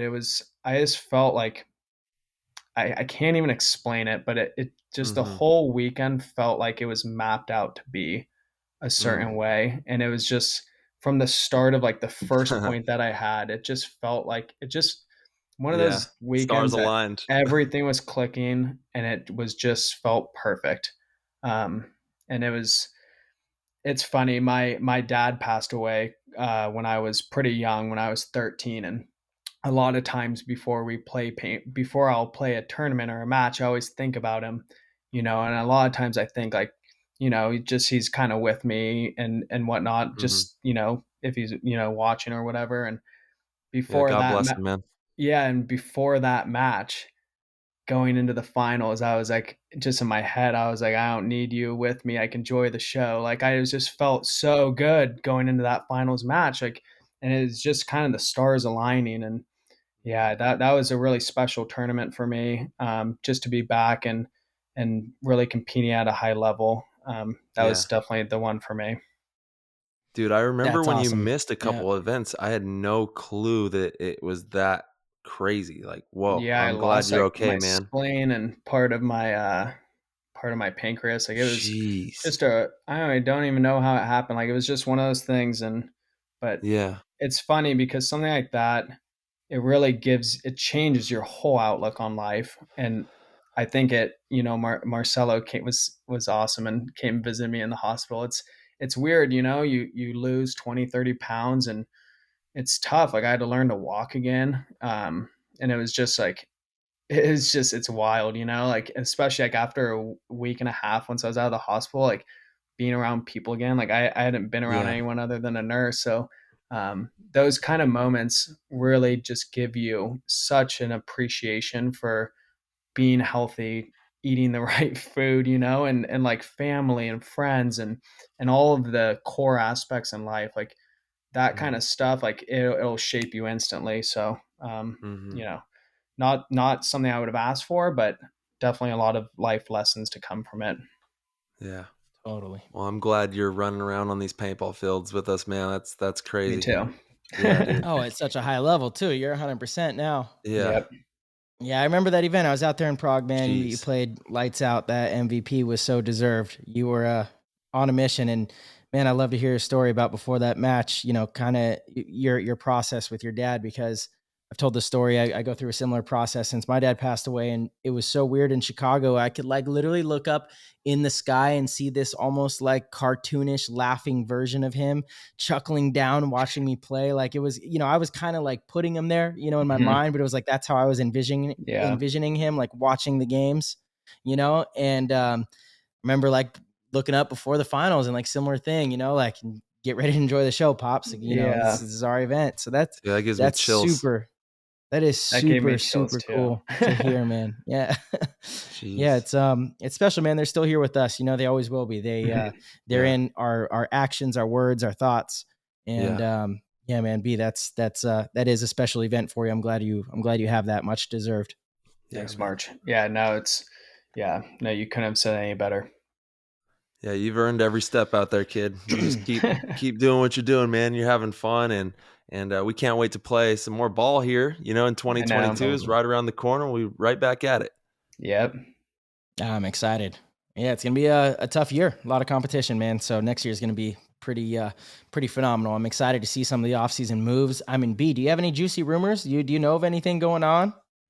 Yeah, what do you got? No, I do want to say to the person who asked me about our season the prior year before we answer that, if Okay. they can just send me an Instagram message after this next year, and we'll see Yeah. how we did this year. Just seriously, hold me accountable to that. So There we go. that's what I wanted to say for that. But juicy rumors, I haven't really They're heard of too fire. much. I mean, Are I you guys do. picking up Malloy? No, I mean, I haven't heard of any pickups, but I would like to see where Woodley goes. I don't Yeah. know if you know anything about that. I don't. I do not. Mhm. I do know that NRG is looking to pick up some players. They have the budget to do so, and they want to build around that. Maybe he goes there. Yeah, I don't know. I haven't heard anything about Woodley. Yeah, I could see Woodley maybe going to, Infamous or I don't know, Yeah, yeah. No, I know. Russians. I thought about that too. Not the Russians. The Russians aren't. Well, I guess it Depends depends who on they their visa have. Yeah. situation, right?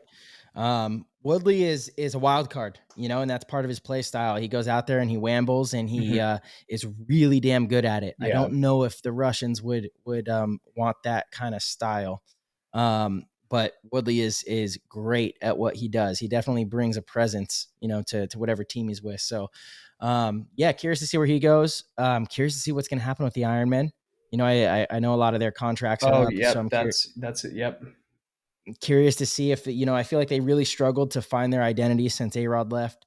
They have good players. They do. They have really good players. I think they have a good coach. I think we had Nikki on the show. She's Mhm. phenomenal. She really knows the game, dude. And actually, Yeah. you're very close with Nikki and Fran, Yeah, and they are true paintball patrons as well. for Nikki sure. watches, dude. Having her on the show and seeing how she approaches scouting and how she got into her position was really cool because she's a paintball nerd, Wait, through and through. 100%. Yeah, she's a paintball nerd. She knows the game. So it wasn't a lack of talent, it wasn't a lack of coaching. I just feel they kind of struggled to find their identity, and so it's tough with a team like that, a young team especially. They have good players that, who knows, they could get cherry picked. So curious to see what happens there. Curious to see if Aftermath makes a splash and gets a top tier guy. Mhm. Definitely curious to hear about the Russians.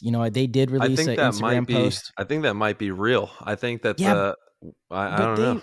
What was the they post? posted on Instagram that they're going to be back, and Well, I that they're know. going I to do think whatever that they can to find the visas. But I think what we're um, going to see is they might play NXL Europe 2022 Pro and then earn the spot. I don't know if I they know I saw that, but they posted that they're playing in the okay. U.S. next year. Dude, that is good.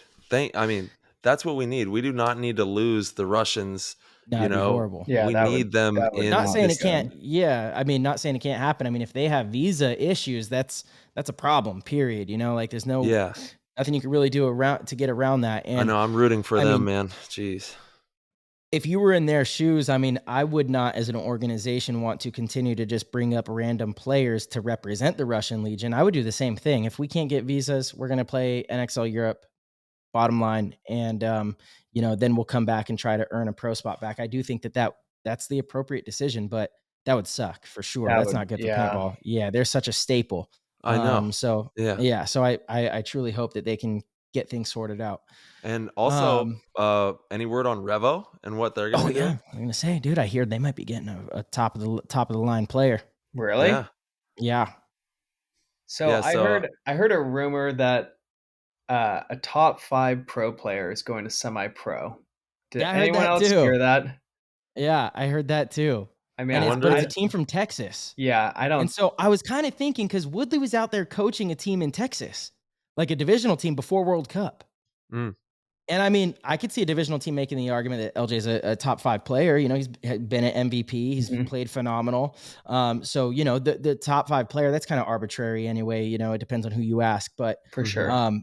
maybe he's the guy. You Mhm. know, That um, was the only paintball rumor that I had heard, but that's super interesting. I didn't think about that. Yeah. Yeah. So, man, who knows? It's Well, I going to be a mean, juicy off season. Dynasty, you got a little rumor mill too. Is Arturo going to stay with Dynasty? Is he going to the new pro team, or what's going on The there? Latin Saints. I mean, Yeah. I believe he's staying with Dynasty. If he's not, I hope he would let us know soon. But I know that I know that they offered him a spot, and Yeah. Obviously that like makes sense to people. But dude, Arturo's part of the family. I don't think Yeah. I don't I would think be he has so any interest in surprised if leaving. he. Yeah, Yeah. totally. He's been incredibly loyal to Dynasty, and Yeah. look, things change. You know, who knows what kind of opportunity if they're offering him some kind of like life changing money. I mean, you know, tough to argue or knock the guy for, but as far as I know, he's going to be staying with Dynasty, and we're going to, you know, run it back with you know, we got a new addition in Damian Vasquez, which I'm pretty excited about, that young upcoming player. Yep. Yeah, That's so huge. Shout out to Damien. How old is totally. he? Yeah. 25. 25. Oh yeah, 25. that's right. Yeah. Yeah. That's right. He's playing with you guys, March? Yeah. Oh, awesome. Yeah. Yeah. Yep. So, yeah, man, let's see what else. What other teams? Trade My Gun Outlaws. I They're honestly, done. Yeah, that's right.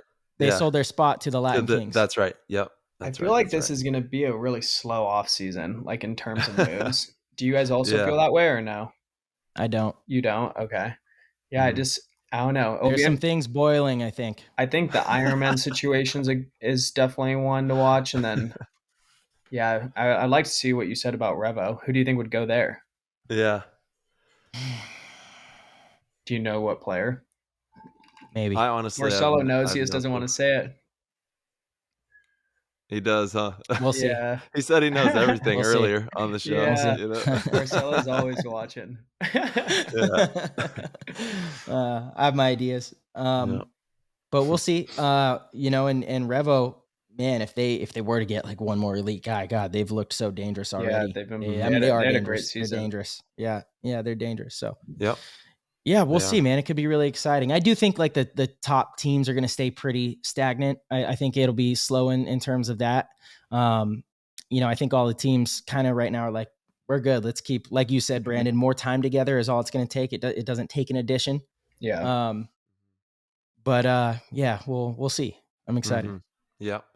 And B, dude, thank you so much for coming on the Thank show. I know you. we had a run here. We had a lot of fun, and the world appreciates your time, man, and we appreciate your time. So happy Thanksgiving, my man. Eat some turkey, enjoy yourself, be festive, and we're sending all of our love to you and your family, bro. Hell yeah. No, thank you so much to both of you for having me on the show and all the thoughtful questions and just the time. I mean, I was super happy to come on and listen to Play the Game family, and you know, Yeah. this was awesome to Awesome. be a part of, and you know, anyone who supports paintball. And I just want to say thank you to, you know, Bart and Dave and all of my Yeah. teammates and anyone who's helped me in the past coming up you know, through the divisions and just all the people we've been around. So big shout out to everyone listening, and you know, let's have a great year. So thank you. Yeah. Also, your Instagram, where can people follow you at? Yeah, Brandon Cornell 20. There we go. And then if you want to shout out, I don't know, some of your sponsors, you kind of did already, but huge Yeah. shout out to everybody who supports For us, man. For sure. Planet Eclipse, Carbon, Virtue, Anthrax, you know, Bart, you know, the list goes on. It's seriously, there's so much that goes into it, and Yeah. all of the GI Sports, like everyone who contributes to paintball really makes a big difference. And you know, no one can do it alone. Like we're all in this together, and you know, we're all competing, but at the end of the day we all have the same goals. So we just want to grow paintball, and you know, just I just think the taking away from this, seriously, I wasn't bullshitting when I said this earlier. Like if you are at a field and you see me there, as long as it's Yeah. not a team practice, like please come up to me, because whenever I see people out there, especially like drilling like late in the day, I always Yeah. try to go on and drill with them, because that's what I did Yeah. growing up. And if you want to play and you want to get down, message me this off season and we can go out to Camp Pendleton. We'll play. So yeah, Dude, always happy love to. that. Yeah, just want to put that out there. Awesome, Brandon, dude, little bro, you're the man. Love Yeah, you, baby. Man. We got to hang out this off season. We'll play some golf.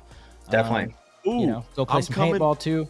I'm coming to San Diego to see Marcelo pretty soon. What? Man. We got to get All some right. golf going. Oh, for sure. Let's do Hell it. yeah. I love it. Yeah, I'll bring the clubs. Awesome. We're gonna have some fun. All right. Tight. Hell yeah, Thanks, that'll be guys. fun, guys. All right, dude. All right, boys. Have a good All night. right. Have a good Peace. Thanksgiving. Bye. Peace, bro. What can I say? That was another absolute banger. One of the best shows to date, in my opinion. Brandon is so well spoken and just a true, just a consummate professional.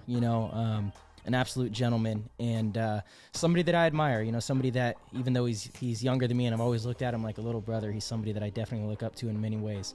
And yeah, we thank you guys, PTG fam, for tuning in, hanging out with us, and listening to this episode. If you guys would like, you could head over to ptgpaintball.com, become a supporter of the show, get involved in the action, and get access to the Discord. The Discord is the hot thing. Our website is brought to you by Rusty Glaze at Constant Pursuit.